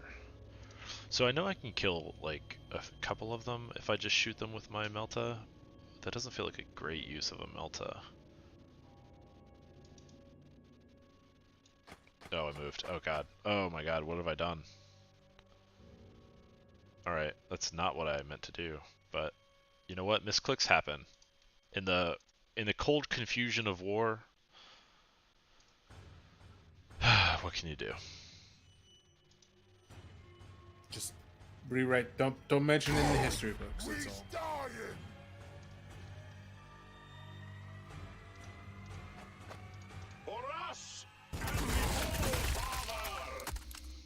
For us and the All-Father.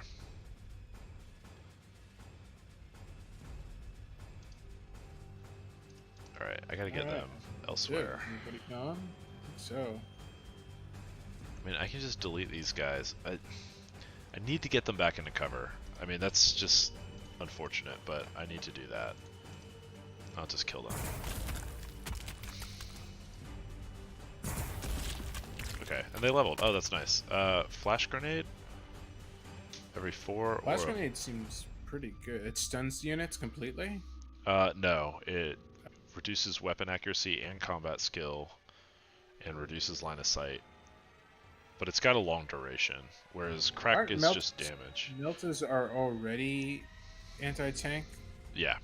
So would you give them an AT grenade as well, or? Yep. Let's lean into it. Alright. And the reason why I feel that way is because like they're already specialized for hunting one thing. I want them to stay specialized, you know. Like I don't like if they're just if they just become another general purpose unit, then they're not really like they're not good at killing infantry anyway.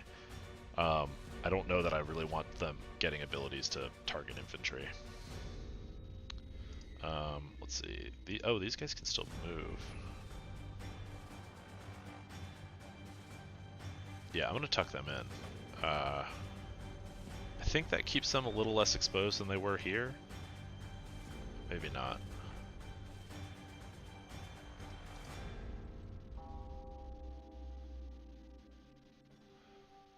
I need to just get him forward. I think that's the right answer. And then I can... These guys I'm not worried about. They can't move towards me. They're panicked. Yeah, I like this. That opens up my reaction arc.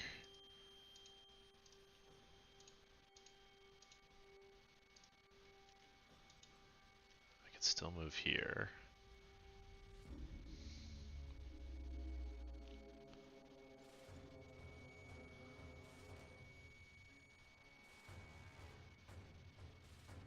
I can go cap this, I guess.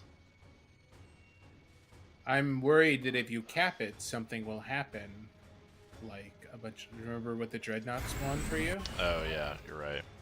So it might be a bunch of, but it might be beneficial. So I'll give it one more turn. I can cap both of these on this turn. Actually, I think the most likely thing to happen is these sluggas charge me. So I'm gonna... you should shoot them. I don't have any shots. I already shot. So... I mean, with your reaction, right? But yeah. On last turn.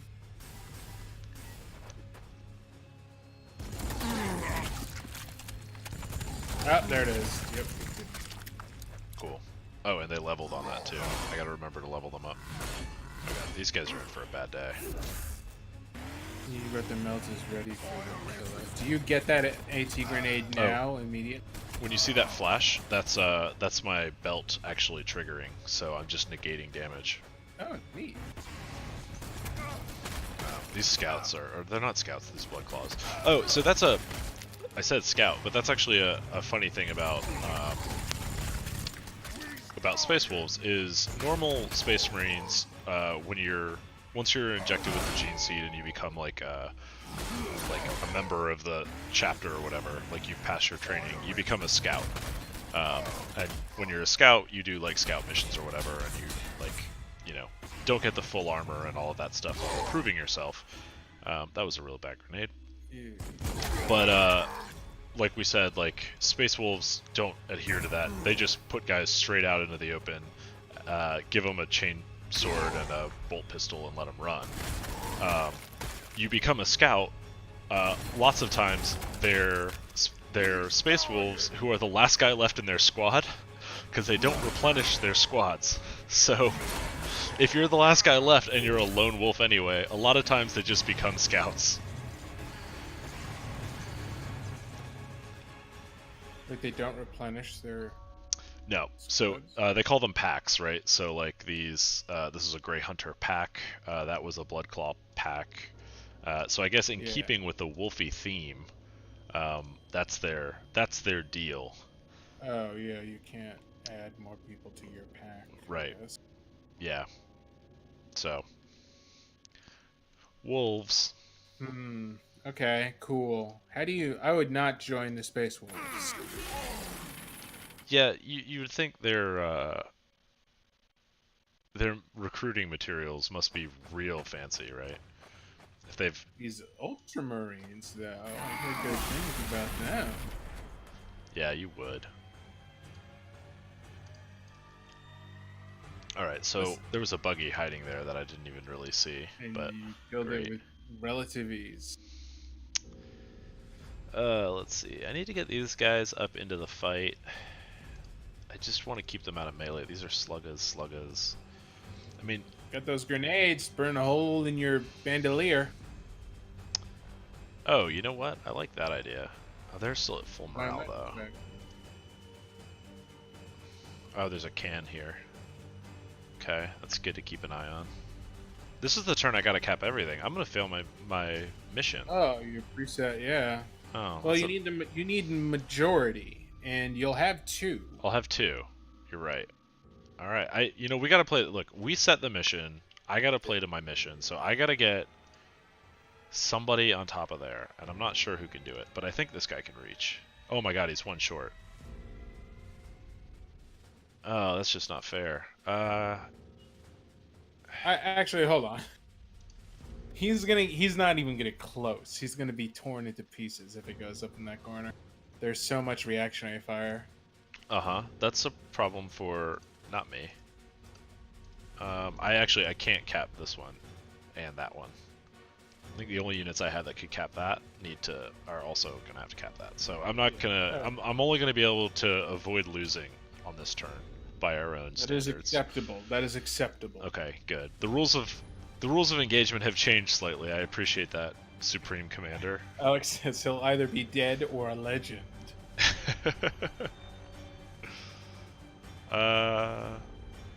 We haven't done this. I've never seen this.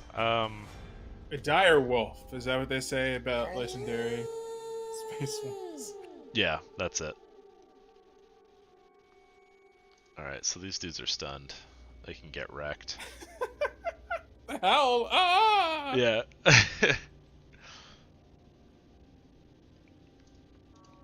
Alright.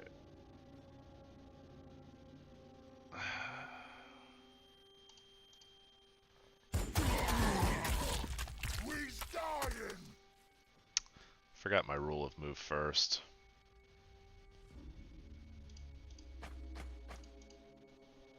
It's alright. It's not exactly where I want to be, but I'll be alright.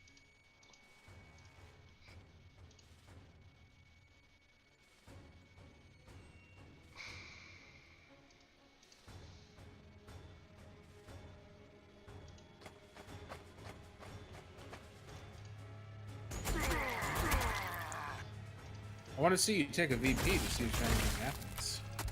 Alright, well. You're gonna get your wish. No, just change logos. Alright, so I don't have the buff to my damage anymore, right? No, it should have worn off by now, even if it doesn't say that. Do I want to do the shoot through move again? Good move. Classic move. It's 70%. That's 90%. They're shaking too in the back. If you hit them more, that might panic them.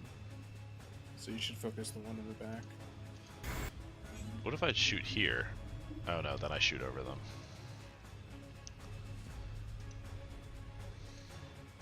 Yeah, do that. Oh my god. One stupid hit. You have a grenade or something? Oh. What do these true Imperial heroes think?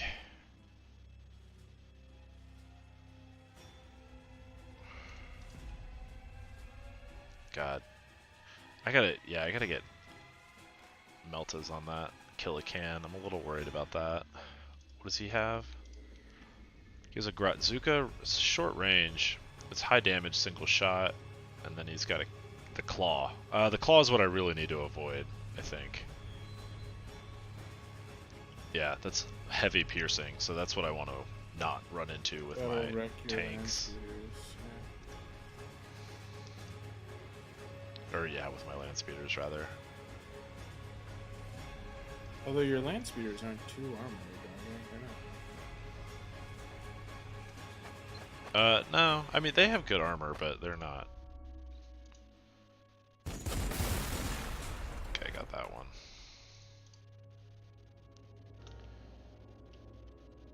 Alright, so he's taking the penalty.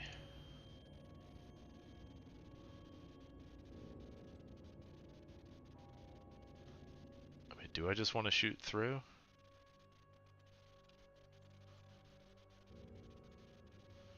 Shoota. They're already... I'm just gonna kill it.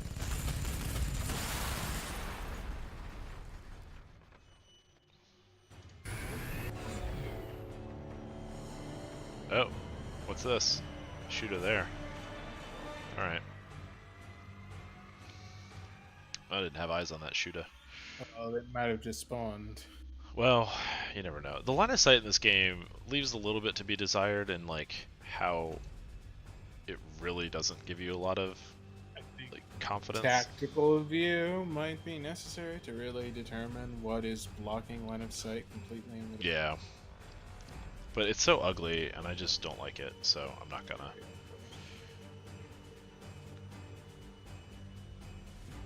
$60, $90, $60 and 90. You could probably kill these shooters.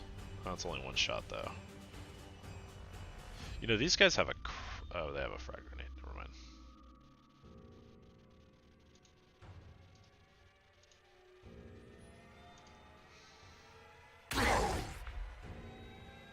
Broke him. Nice. Oh, that was worth it to kill 2 of them. I feel good about that.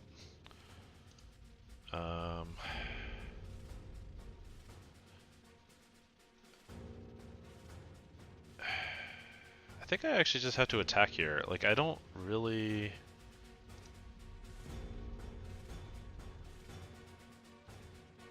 Powerful melee attack that hits every man on a tile. Oh, maybe I'll use that. Yeah. What is that one called? It was called Thunderclap, and it just thunderclapped that dude to hell. Oh my god, it literally melted them into nothing. Yeah. Well, sucks to suck. Let's see, this Gratsuka. I think I just want to give them cover. That's fine. I think he's gonna get charged, but I feel better about giving him the cover. And where's your Meltas? Are they facing where the Killacan is coming? Will they hit with react? Oh, that's a good point. I don't know if I can get them into range. I'm gonna gamble. I mean, they might end up hitting something else as well. Oh, I can throw a crack grenade. Oh yeah. Yeah. So that's all they have in range here. I can't get the Killacan in range. The Meltas have moved fully. Yeah, these guys can't attack, so I'm not, and they're still stunned anyway. So, all right, let me see what value I get here. Even if you shoot at something, does it always hurt morale, even if you don't hit necessarily? I don't think so. Okay. I think you do have to actually hit. Okay. It's gonna be so little damage, but whatever. Oh my god. Okay, that was a waste of time.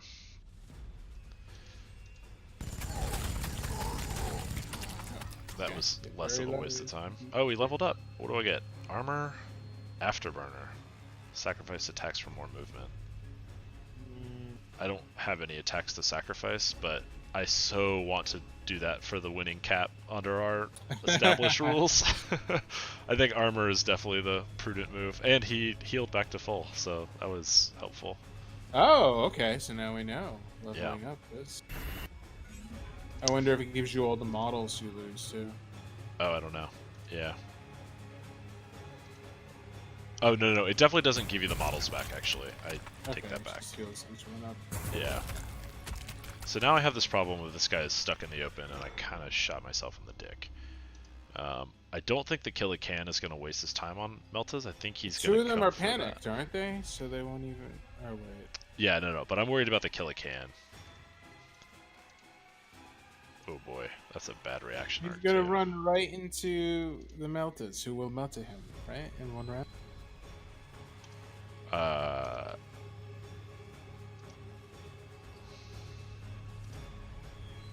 Wait a minute. I've done something.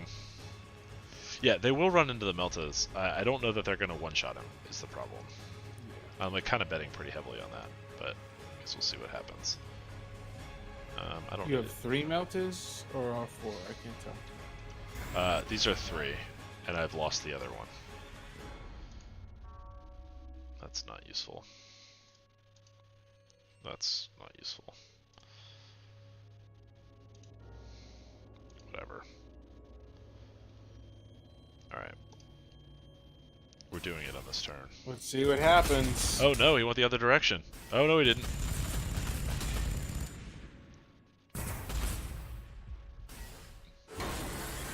did go for the Stormcaller though. Who did fuck Oh, all for damage. Your Meltas did very little. They did less than the Bolters. Oh my god, I'm gonna lose the Rune Priest, dude. No! No! Oh no. Oh no. Oh no. That's a... Oh no. Oh god. No, Meltas! Oh, I need this... If my Rune Priest lives, I could be okay. I leave him now. Divine Lightning. If he lives. I think... Uh-oh. Alright. Oh, he's shaking. That Killican's dancing. Thing is, he only does 90 per model is the thing. That's one action though, so it's still worth Yeah. using. No, you're definitely right. I gotta do it. It won't hurt him, right? It won't hurt himself. As long as I don't catch him in the... I mean, I can definitely position it, I think. And your Bolters ended up doing a lot more damage than your Meltas to the Killican. It was a little weird. I don't know what exactly happened there. I'm worried. I might lose this. I think I pushed too far forward, to be honest. I think you've got a lot of shooting left, and you've got grenades, so I think you might be able to. So these guys don't have grenades. These guys don't have grenades. These are frag grenades. My Stalker Sight's helpful, but they're ultimately frag grenades, right? So, assuming I get to use them, I can't even shoot this guy. Does Divine Lightning hurt morale? You should do that first, so then maybe your guys can move up with no reactionary fire. It does. I can only hit that guy, I think, because if I shoot anybody else, if I target him, he gets hit in his own thing. Are you sure it will hurt him? No. To a single man in each enemy squad. Oh. Close okay. reading. Okay. All right. Well, I can't wait for me to kill myself with this because the rules weren't listed accurately, but yeah. I don't know if that changes anything though. I still think that's the most damage I can actually get out of it. So I guess I could center it on here. If that's better. I don't know. Would I rather get the damage on the knobs? I don't think so. I think it's better to get the Dreadnought and everything many, behind it. Yeah, take as many men as possible here. Especially because it'll only hurt one unit. And was 90 the most damage it can do? Well, that's what it did last time. Yeah. Oh, it got something back here too. I mean, that feels good though, right? It panicked one unit, so stuff might be able to move up better. How much health is left on that Killican? 40. Oh, 3. you can probably wipe it with one of your Bolter squads. I don't know if I have enough Pierce. See, I don't have much Pierce is what's... I'm just really confused because they did a bunch of damage during the reactionary phase. Yeah. Alright. Do you have double damage? Do you have to be next to something to put that on people? Yeah, I do have to be next to it. And I'm out of actions now. Oh, that was... 28. Oh, wait. He didn't hit you back? Oh, he's panicked. I don't know why he didn't hit me back. He's not panicked. That might be just my ability? I was going to say, does your staff not have a counterattack if you hit some of it? I don't know. Anyway, the runes they take an action and they're not till next turn, so I don't think I'm going to get to use them again. These guys left. Cool. Real cowardly.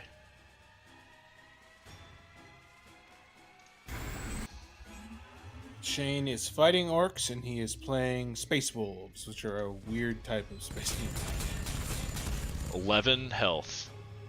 One more try. No, use your bolters! Did it.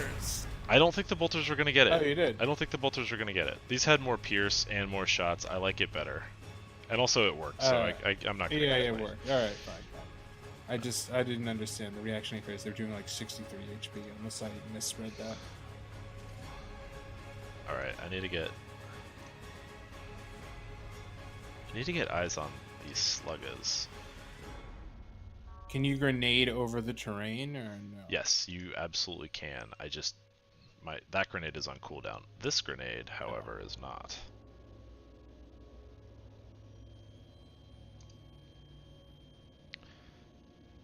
I'm a little worried that I'm being a little too cavalier here with moving up without cover. I can mostly break these guys. They just keep popping dudes out on me, and I'm standing in the open, you know? Like, it doesn't feel good.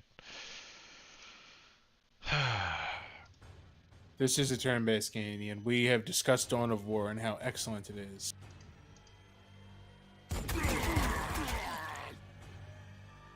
It might be making an appearance on the future Shane Plays. Indeed. Yeah, I like Dawn of War a lot. I'm just much worse at shooters. Or at FPS. And that's why it will be from RTS. my perspective when we play it. Oh yeah, great. So I could be the nameless enemy. The nameless ally who contributes. Oh, so that is actually moral that's the way victory. that I used to like playing it most. Sure, we can put comp Was stomp or playing, whatever. yeah. Was playing with allies, and all right, I'm gonna mow these fuckers down. Oh boy, didn't do. We nearly can as play much. you and me versus Alex. That might be fair, unless Alex is very. Or we would do like 2-on-3, Sure, yeah. like against the AI, or just odd numbers against the AI. Well, that was okay. I broke. Oh, I killed all but one. Okay, I feel better about these guys being stuck here now. I guess. Still got a shot. I think I'm just gonna move forward and fucking shoot this guy. Who's doesn't have their reaction taken from them on the other side? No one. Everybody has been lost their reaction, and the sluggers are down to 1 model or 0 models. Are you I killing? killed the sluggers. Yep. 0 models. Okay, The so knives, they moved so- for reaction benefit.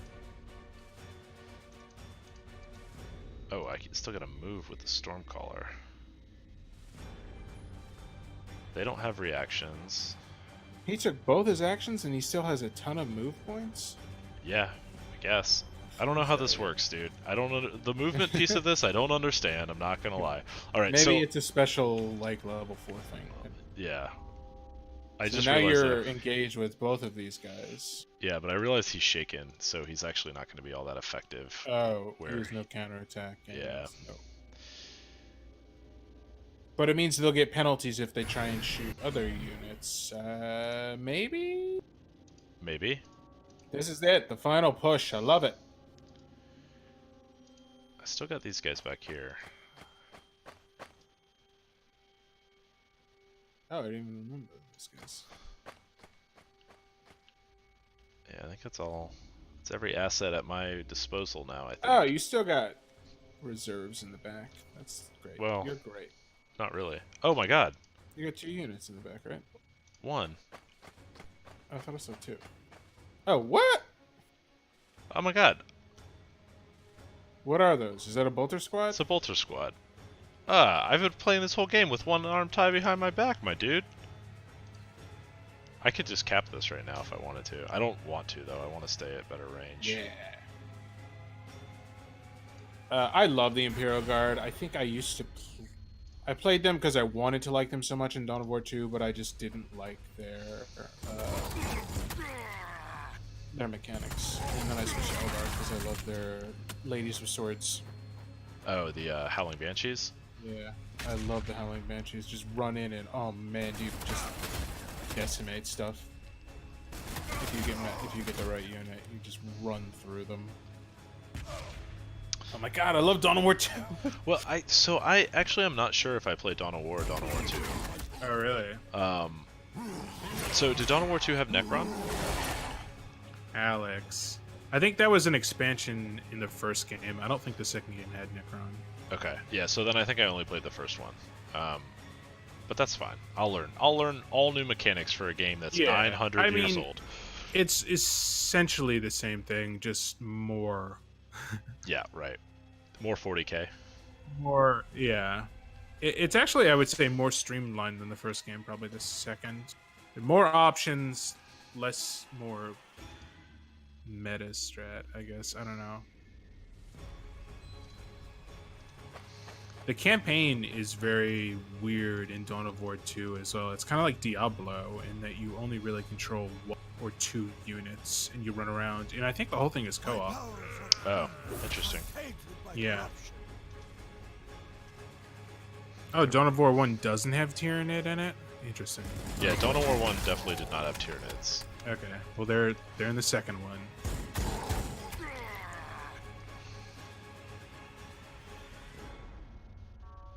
Okay, I'm gonna cap another one here. All right.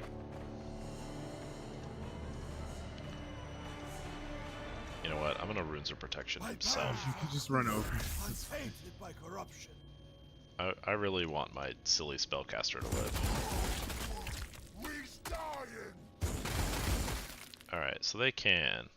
Oh, this is cool. They can get their own healing balm every two rounds. Every man regens 50 health. Yeah, wow. So that's big, especially on a 4-man squad, or Smoke Grenade, which blocks line of sight.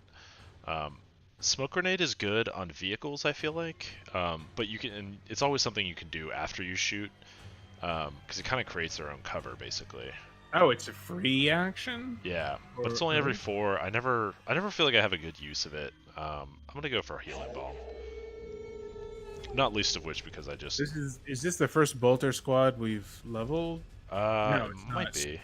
Are the abilities choices random? Yes, I believe so. That's... Okay, that's cool. It makes them more unique. It's not like, okay, cool, I'm just gonna go the same... Yeah, you don't always have the same tree available to you. Yeah. Well, this is hard to get a view of. I feel like I remember playing Imperial Guard in the first game and getting a big tank and being really excited, and then it getting absolutely, immediately destroyed. So that is one of the things about 40k that I find, would be annoying if I took it too seriously, is how much stuff is, the biggest and baddest and best and, can't be beat, and then, except for everybody has the biggest and baddest and best and can't be beat, you know? The Lehman Russ tanks and stuff like that, they're dope. Don't get me wrong. They're really fun for Imperial Guard. Is this over? Damn it. Let's go hunting it. It works. You don't win automatically, yeah. There's something to kill, except I gotta back away from it. Stupid. I'm just gonna miss a bunch because I'm in melee. Whatever. So there's that problem in 40k, which, would bother somebody who isn't me, potentially. But doesn't really bother me very much. The thing I love about Dawn of War 2 and Dawn of War 1 is that they really set up the first, following in the path of the best RTS ever made, Company of Heroes. You can't hurt armor at all with just plain infantry. You need to bring anti-tank units onto the battlefield, which is cool. Yeah, I mean, that's very much how this game feels. Yeah, definitely. You'll do a little, it just did 4 damage. Yeah. There you go. Oh, I did not even consider who was getting the XP for that. Whoops. Is that it? Victory! There we go. We keep moving. These space wolves, they won't be stopped. Oh my god, do I have to play another one? We just hit the 3-hour stream mark. Oh boy. Alright, well, we played 3 games. We did. Alright, how fast can we do this? 45 minutes. 45 minutes. Alright, we're gonna beat another one. We are? Right, come on, Twitch chat. We're doing it for you. I just want to see what my loadout options are. If there's something interesting in here, maybe. But otherwise, I think we'll probably call it. Oh, interesting. Advance without losing your base. So previously I was defending, then I was attacking, and now it's like we have a base and they have a base.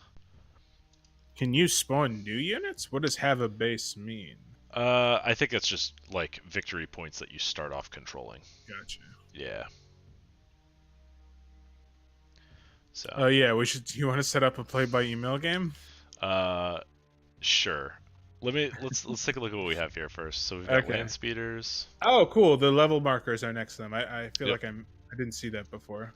This land speeder is going to level up in the next fight, probably.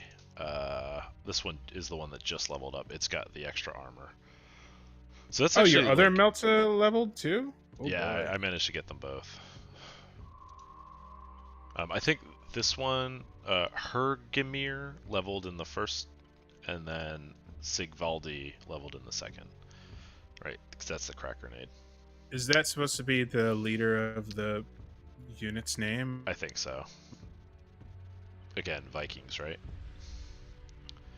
Yes. Stalker. This is the healer. Haven't leveled any of these blood claws. Interesting.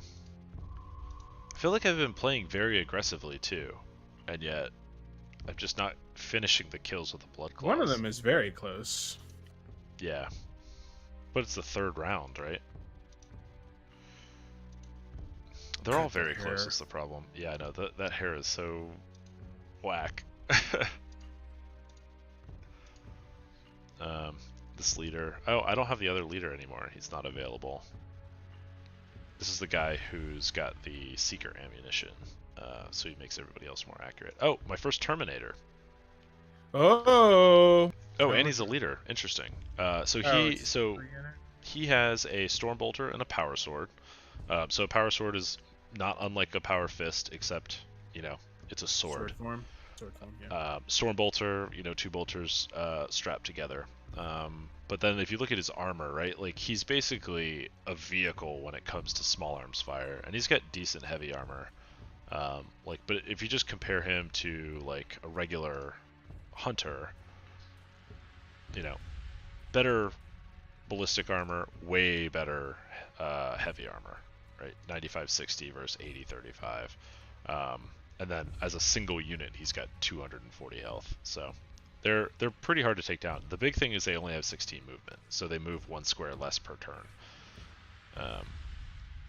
But he heals morale whenever he kills something, and he has anti-tank ammo. So he's actually like a pretty versatile unit. Stormbolters are great against infantry, and now that anti-tank ammo lets him work against heavier armor too. Anti-tank. Wait, is that an ability? Did you grant on people? No. That's like that's one of his passive abilities. Oh, okay. Yeah. So, and then he can level up, so he can take 4 more slots as well. So this is him at level 1. He comes with 2 pretty badass abilities. Yeah. I mean, Terminators are good. Terminators are really good.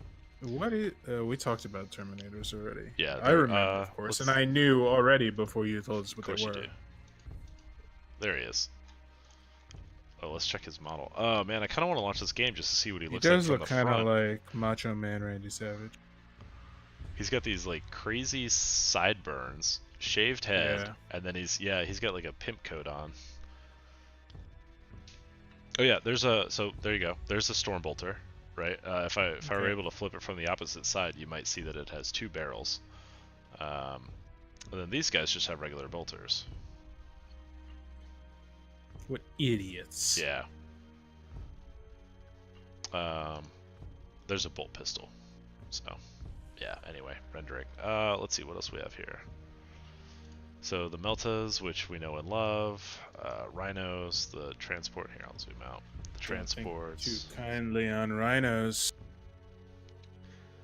Right. How much health do Rhinos have? They might serve as movable cover if they can soak a lot. Yeah, 240. Actually, you see, 9270 compared to my Terminator is 9560, right? So, like, he's basically a walking rhino. Pretty nuts. But all right, cool. So let's set up a play by email game. Let's see what multiplayer looks like. Yeah. So here are the other options. I hope I'm playing Hour of the Wolf. I meant to be. I just have the base game. Yeah, so if you don't have all the expansions, they all have the $, and they request that you pay them money. Oh, there's video tutorials too. That's cool. Yeah. I'm watching to see if I have to be online to accept or something. All right. Are there any questions while we're kind of playing around here? Oh, Ian, you have more questions? Alex, more questions? Ian found Dawn of War 2. Dawn of War 1 is $13 on Steam. Oh, that's not the cheapest I've ever seen it, but that is. Yeah, I think it's worth is it. Humble Bundle doing some big 40k sale? Humble Store. They are, but so they're doing all Games Workshop games, but they're not. They don't have Dawn of War in the mix, so. Oh, that's right, because you said Vermintide was on sale. Yeah, Vermintide and Vermintide 2. So I don't have an account, so I actually can't set this up. Oh wait, no, I can do it. Here we go. You guys want to guess my password? I do not.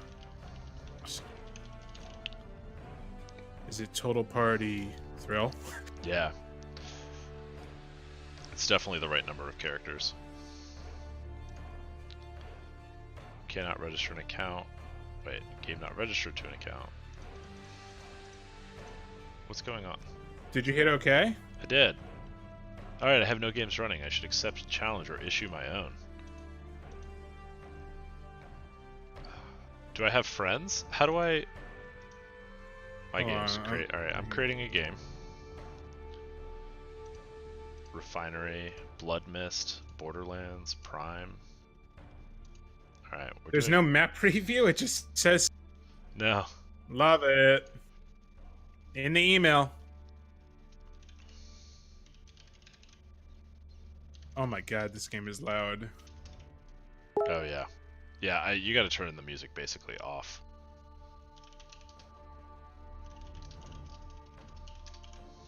Okay.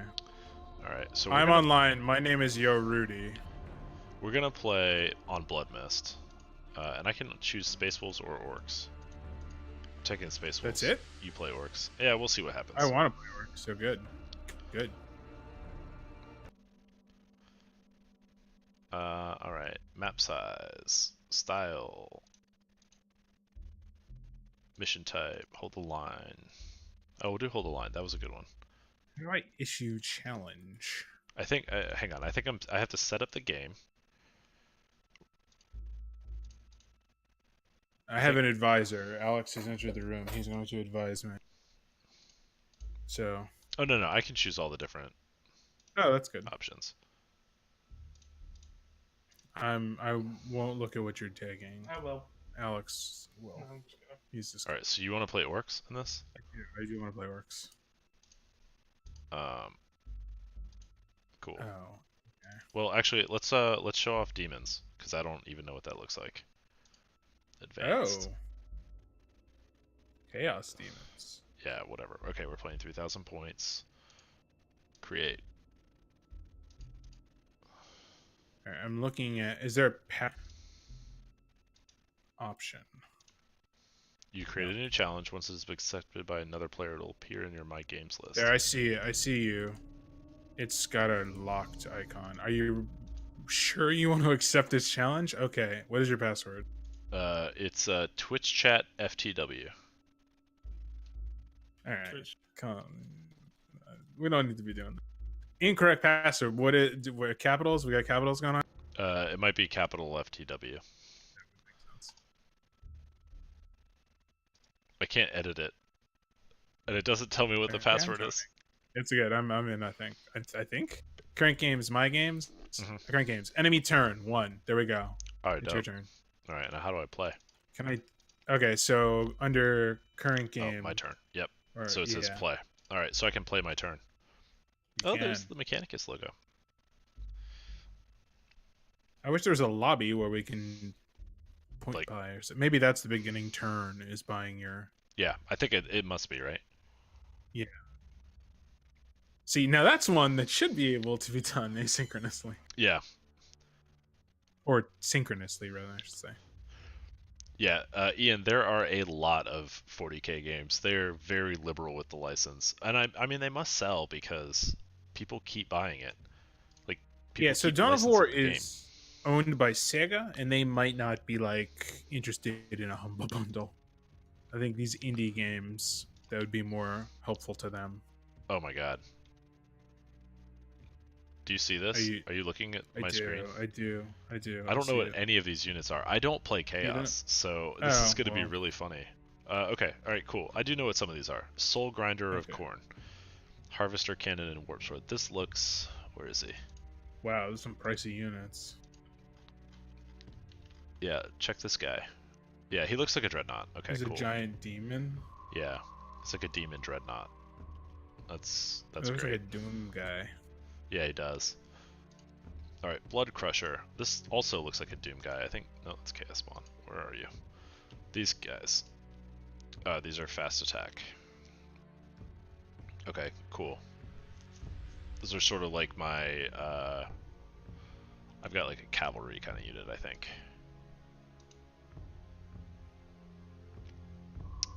Hellblade. Oh, Hellblade, So brother. do you have... Yeah, okay, you do. Oh my god, it won't... So it gets a little wonky here. There it goes. Okay, so Murderous Tide. Followers of Khorne live for the combat and revel in bloodletting. Plus 15 hit points and plus 10 morale for every man the squad kills in melee combat.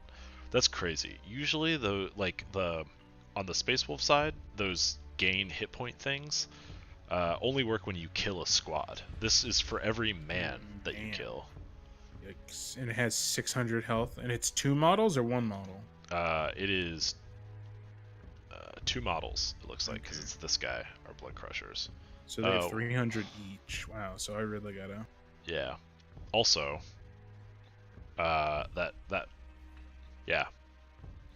The Dreadnought unit also has the same ability. Okay, Herald of Khorne. That's a leader. He has the same Murderous Tide. He also has a Hellblade. Where is he?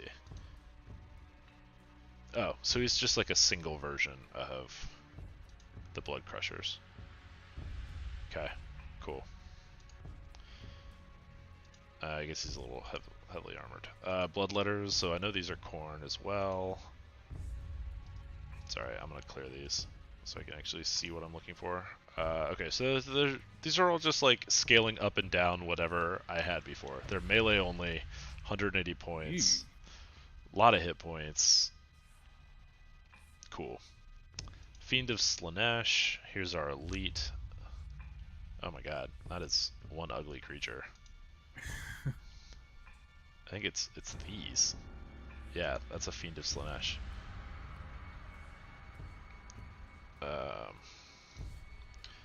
So he's got Scream. Freeze until it can recover. Stuns a unit for a turn. Your units all have abilities. Yeah. I think that's my jam. Even the lower yeah. point units, and they're not just grenade. So Gaze of Slanesh slows a unit for 2 turns. Curse of Slanesh, enemy unit loses an action. I wonder if that costs you an action, because it doesn't feel like a very good action economy thing. I guess you've always got to use it on a higher point target. What is Astra Militarum? That's Imperial Guard. That's the new word for Imperial Guard. That's the word that Games Workshop can copyright for Imperial Guard. I kind of want to play them. Oh well. Disruptive I don't Song. have the thing. The DLC, right? Yeah, that's DLC. Song disrupts the cognitive abilities of enemies around it, lowers morale of surrounding enemies. That's an interesting option. And Soporific Musk. The terrible smell this creature gives off causes the victims to enter paralysis, slows movement of surrounding enemies for 2 to 3 turns. Okay. Oh my goodness. That's a lot. Let's see. We got Flamers of Tzeentch. You'll be happy to know that these only have 1 special ability. It is Ephemeral Shield. They're ranged though. I'm assuming Flickering Flames. Well, it's a flamer attack, yeah. So that's a flamer attack. code Okay, 4. so... That's like a heavy flamer. Oh, I see range. Yeah, and then Null is a melee attack. And is then... shock not listed on this screen? Is what? Shock, your shock damage. No, it's not. It's weird. Email. Yeah, put it in the email. Pink Horrors. These are Oh, okay. So these all Tzeentch units have Ephemeral Shield, which gives them 30% chance to just ignore damage from ranged weapons. That's crazy. Ah! But these are my bolter equivalents, I think, because they have 75 power, 35 piercing, 3 shots, range 7. That's a bolter. They have way worse armor and way worse heavy armor than Marines, but you'll notice that shield can negate 30% of the damage that comes in totally. Only 3 shots? 2? Yeah, that's what a bolter has. No, Okay. that's 3 shots Oh, each. each one. Okay, yeah. Yeah. A bolter was 3 too? Yep, bolter's 3. Alright. Seekers of Slaanesh. What are these ugly mugs? These guys. These look like some type of fast attack cavalry. Oh, here's something that doesn't have a special ability, dude. Good. Just an insane amount of.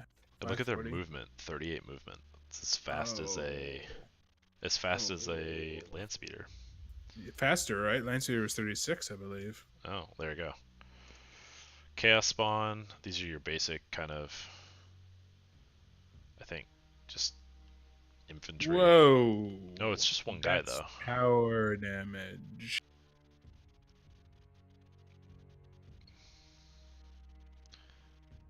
Let's see. Demonettes.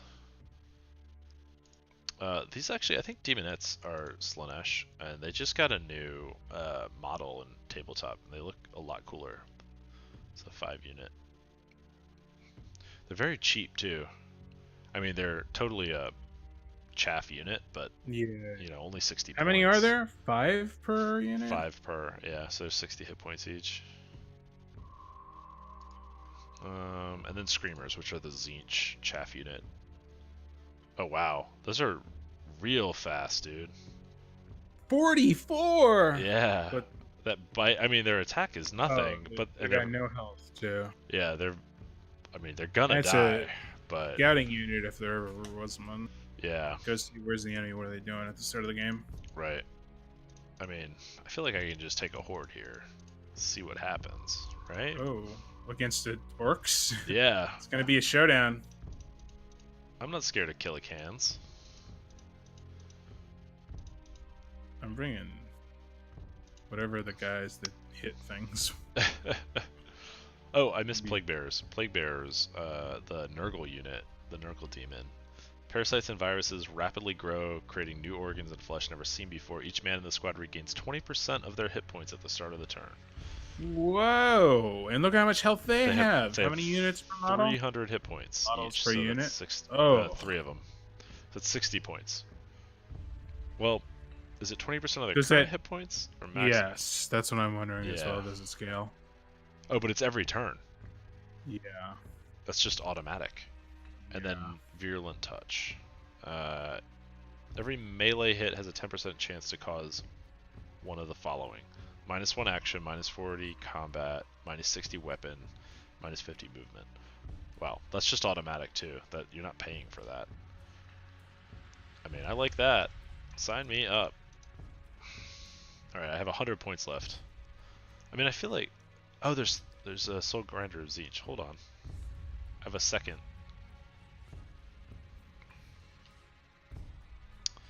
Oh, look at this. Where is it? Where is he? Where is this ugly mug? This guy here. No. This guy? Soul Grinder of Tzeentch.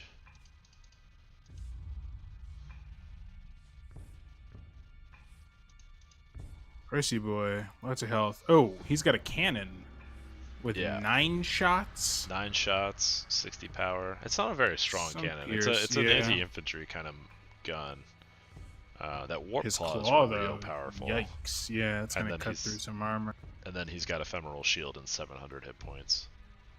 Boy. That 30% to ignore damage from ranged weapons seems crazy. If there's a unit that it feels like they're going to get the least value against, though, it's orcs, right? Yeah. Or an army. Yeah. I mean, they're not Space Marines. Alright. As much as I would love to just take all Horde, I don't want to spend 9 years making my move.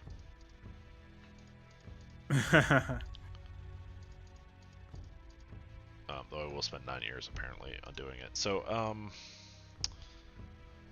do I want a Harvester Cannon and or the Soul Grinder?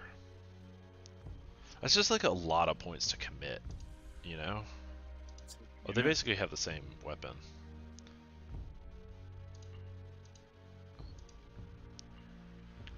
Wow. Okay, so the difference is this constant health regen from every kill, and 7 more piercing on a warp sword. And it costs you 150 points. Otherwise they're identical. Yeah, I think I'm gonna take both. Yeah. Yeah, that feels right. Sorry, Rudy. Oh boy, I'm facing my soul, let me tell you. Yeah. It's gonna be grinded. I don't want any blood crushers. Herald of Corn. How many of these are in a squad? 1. I don't want that either. Do I need a leader? I might need a leader. Alright, Bloodletters are the Corn Infantry. I think that's 3, 4 in a unit. Wow, they have a lot of hit points too. Oh, you gotta change your thing. You're in game right now. Change your OBS. What do you mean? Your webcam location on your stream. Oh, yeah, let me do that. You're kind of blocking the There we go. force selection. Oh yeah, look at those. Now you can high see production everything. values. It wasn't blocking too much that was important. No. You were scrolling up and down. Yeah. Alright, so Bloodletters? Bloodletters look pretty... I don't know. This is tough. It feels like it's a lot of options that are all the same unit. I definitely want some of these casters, though. I bet orcs will be way different. Yeah. Good point.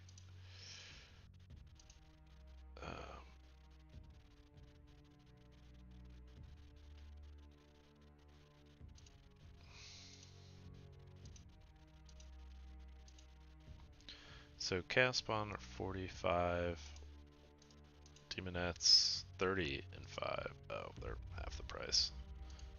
Screamers.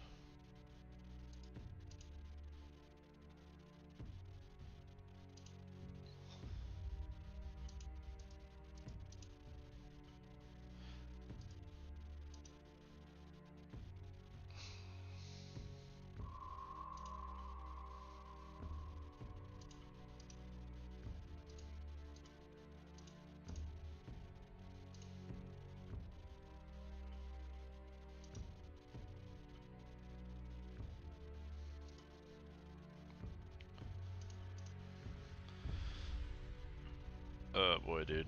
I don't know. These are tough decisions. I mean, you're the one that's going to have to take a super long turn. I'm just going to see what's happening. That's a good point. Oh, I don't think I can actually take my first turn, though, because I think you have to actually set your units up. Yeah, I'm waiting to do that now. Oh my god. This is a very frustrating thing. So, every time I select a unit here, it, like, moves me on the screen. But then, even if I, like, highlight over in this overlay, it moves the unit that is selected. So it's very hard to view my actual stats for a given unit. The Chaos units have morale, can you see? I don't know. Is there a morale button? Or, like, do your units Was that show on their morale? screen? I don't remember.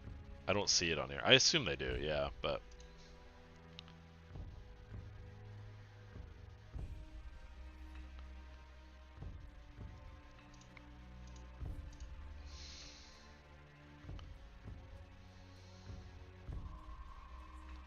Alright, I got no idea how I've done on this build.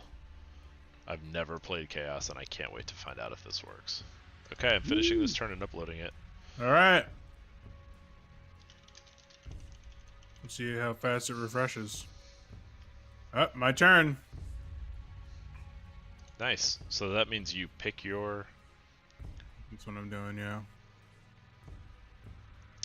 Yeah, Alex, there are no Noise Marines, so I am playing Chaos Demons, which they've split from Chaos Space Marines, which is how 8th edition, for some reason, has decided to do it. Though Chaos Demons just got a new codex, so I think people are pretty excited about that. Though speaking of Noise Marines, I actually happen to have one that I just grabbed right now, so I'm going to hold that up in front of the camera. For the viewers who aren't familiar with Noise Marines, what are Noise Marines? They're these little guys, which hopefully the camera adjusts focus here, but they are the Slaanesh Chaos Space Marine unit. They carry a guitar, which has a gun in it. So their bolter is actually a guitar, and I think they're kind of like morale units, right? Like in fluff. Like they make a terrible rock and roll sound or whatever that demoralizes enemies. Alright, the most expensive unit I have is 480 points. Okay, cool. So I got 2 Battle units Wagon, more than that. Super Cannon. So I noticed one thing that wasn't available, that maybe isn't available to you either, is like the warlord type units, the like knights, or you don't have a Morkanaut, which is like the gigantic orc unit. That's like the size of a building. I have something called a Pain Boy. That's going to be your healer. Yes, it is. That makes sense. I have something called a Weird Boy. That's going to be your spellcaster. And actually, while we do this, I will maybe editor. You can watch my stream. No, yeah, right. Oh. I'm going to set up a new skirmish so I can kind of walk through the units here. Sure. I'm seeing a lot of hero units. A lot of leader units. Let's see. I don't really care. I am not seeing the Gretchen. Is that what you called them? Yeah, they should be the very last unit on the list. They should No, they are not available for choosing. The lowest level I have is Orc Boy Slugga, and they're only 40. Interesting. So one of the things that you have to choose, that I assumed was just a flavor thing, is like which team or whatever. Like they all have names. So there's like Grux Boys and like different like flavor names like that. I thought they were nothing, but maybe they do actually change your options. Maybe. Oh no, actually, I just I'm looking at your screen. I'm pretty sure this is also what I have. You have 4 bonus. Yeah. I only have 1 war buggy available. Really? Yeah, you have 3. Huh. So maybe the loadouts are actually different by which faction of orcs you choose. Go to your top. You have a battle wagon? Yeah, the super cannon. Yeah. And I have 1 flash gets and 2 death dreads. You only have 1. Okay.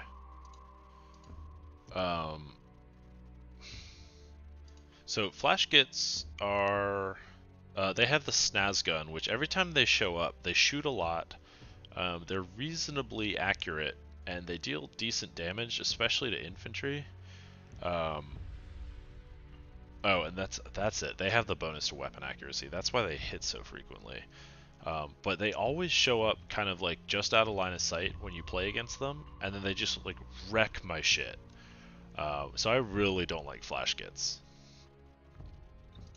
But the Combi Scorcher has both a Combi Shooter and a Scorcher. Yep. So you have the option of the Shooter looks like it's a cone, so that's going to be sort of like a shotgun blast type, I think.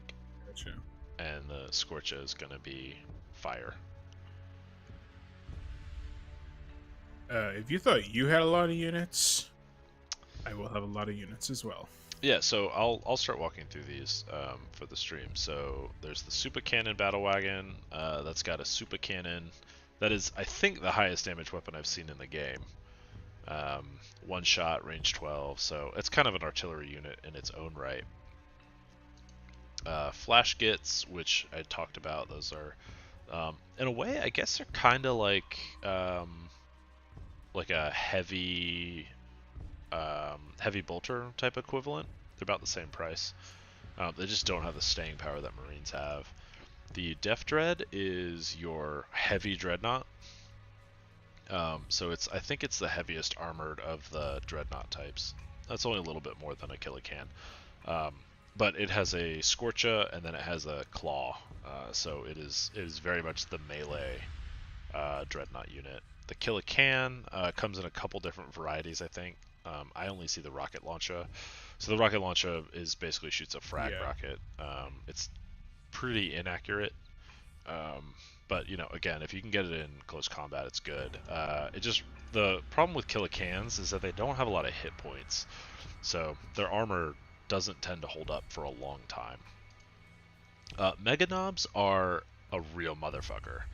The Twin Link Shooter does a decent amount of like shot output. It's basically the equivalent, I guess, of I don't have that at all. Mega Knobs. You don't have Mega Knobs? No, I do not. They're bright yellow little organisms of pain. They kind of look like dreadnoughts, but they're like baby dreadnoughts. There's three to a unit. Well? Yeah, that's what makes them so good. Then there's the Defcopter. Do you have a Defcopter? No. Okay, so that's a fast attack unit. They're pretty easy to shoot down. They're basically like those buggies, except they fly. And they carry a rocket launcher. Oh, I have a Defcopter, but it's a custom Mega Blaster. Okay, so the custom Mega Blaster is just like an autocannon type, rather than a rocket launcher.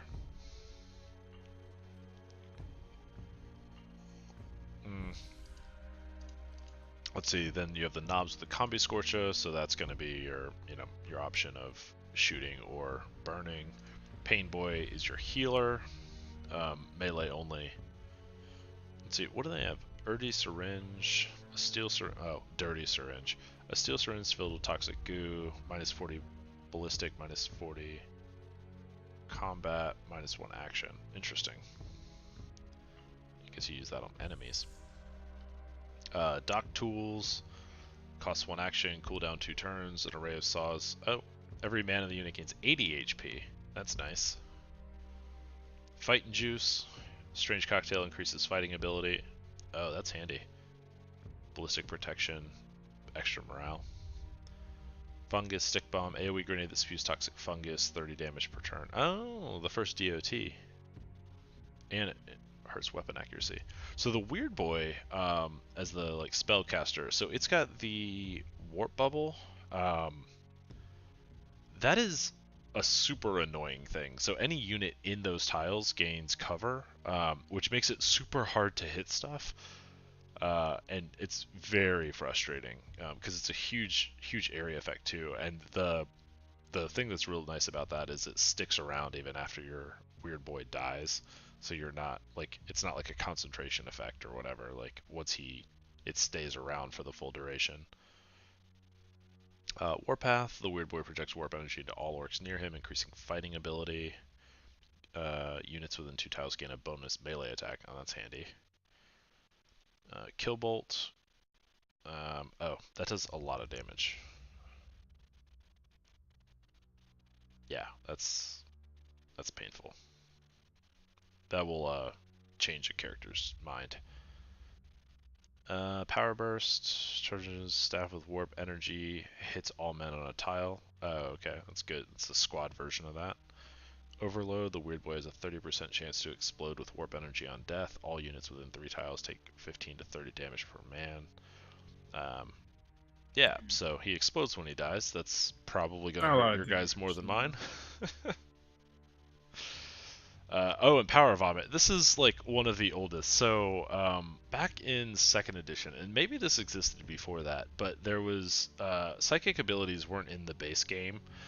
They were part of something called Dark Millennium, and one of the first abilities that orcs got in the game was called Power Vomit, and I'm glad that they kept this. It's basically their area attack for Weird Boys, and you can see it doesn't do like incredible damage or anything, but it's got a decent range, and I just think it's like the dumbest, like most silly fucking 40k thing. The other thing that they had at the time was a template-based attack called I think it was called Destomp, and it was a foot-shaped template that you would place on the battlefield, and it would just be like a giant psychic foot stomps down upon your enemies. And like, you know, the expansion pack had everything that you need for every faction. So like, as a kid, I didn't have any orcs. I definitely couldn't afford a weird boy, but like just reading through these psychic abilities was just like such a weird inspiration thing. So like I have a soft spot in my heart for weird boys, and these like power vomit is not the thing that adults should find entertaining, and yet I still find power vomit to be wonderful. Knobs are your slightly upgraded infantry unit as orcs. So Slugga, that's basically a shotgun. What you really want to be doing is getting into range for your choppa. Oh, you should check your turns to see if it's your turn. Oh, are you done? I am done. Oh, should I take my first turn? Terrible army. Oh, there's the Def Copter with a custom Mega Blaster. I found it. Yeah, that's what I have. Maybe. Let's see. Oh, do you just automatically maybe start with Gretchen? That's what I was thinking of picking him, but I'm like, but I don't have Gretchen listed on my list. Yeah, that's weird. So your Runt Herder is all about. Did you scroll all the way to the bottom to see the weakest unit on the big list? Yeah, it's Slugga, Orc Boys. Yeah, I don't know. So I didn't bother grabbing him because I wasn't. Yeah. All right. So shooters are your shooting. I'm just gonna keep going through here real quick. Storm Boys. So that's your fast attack unit. They're basically like the equivalent of Assault Marines. They have a jump pack. They just kind of show up out of nowhere and really piss me off. Knob Scrack Head Smasher. That's a leader unit. I don't know. Which leader did you end up taking? I took a Pain Boy and the most expensive one. It was listed at the top of. Oh, I don't. List. I don't think I have an option. You took a Weird Boy as well. I did take a Weird Boy. Yeah. Nice. Anyway, this guy looks not unlike any other sergeant in the Space Marines. Then there's the Burna, which is your flamer unit. War Buggies, which I think are comically bad. Oh boy, it emails you when it's your turn. Are you serious? Yes. This is great. It's literally play by email. I love it. I see no option to unsubscribe from these emails. All right, so should I take my first turn? It's midnight.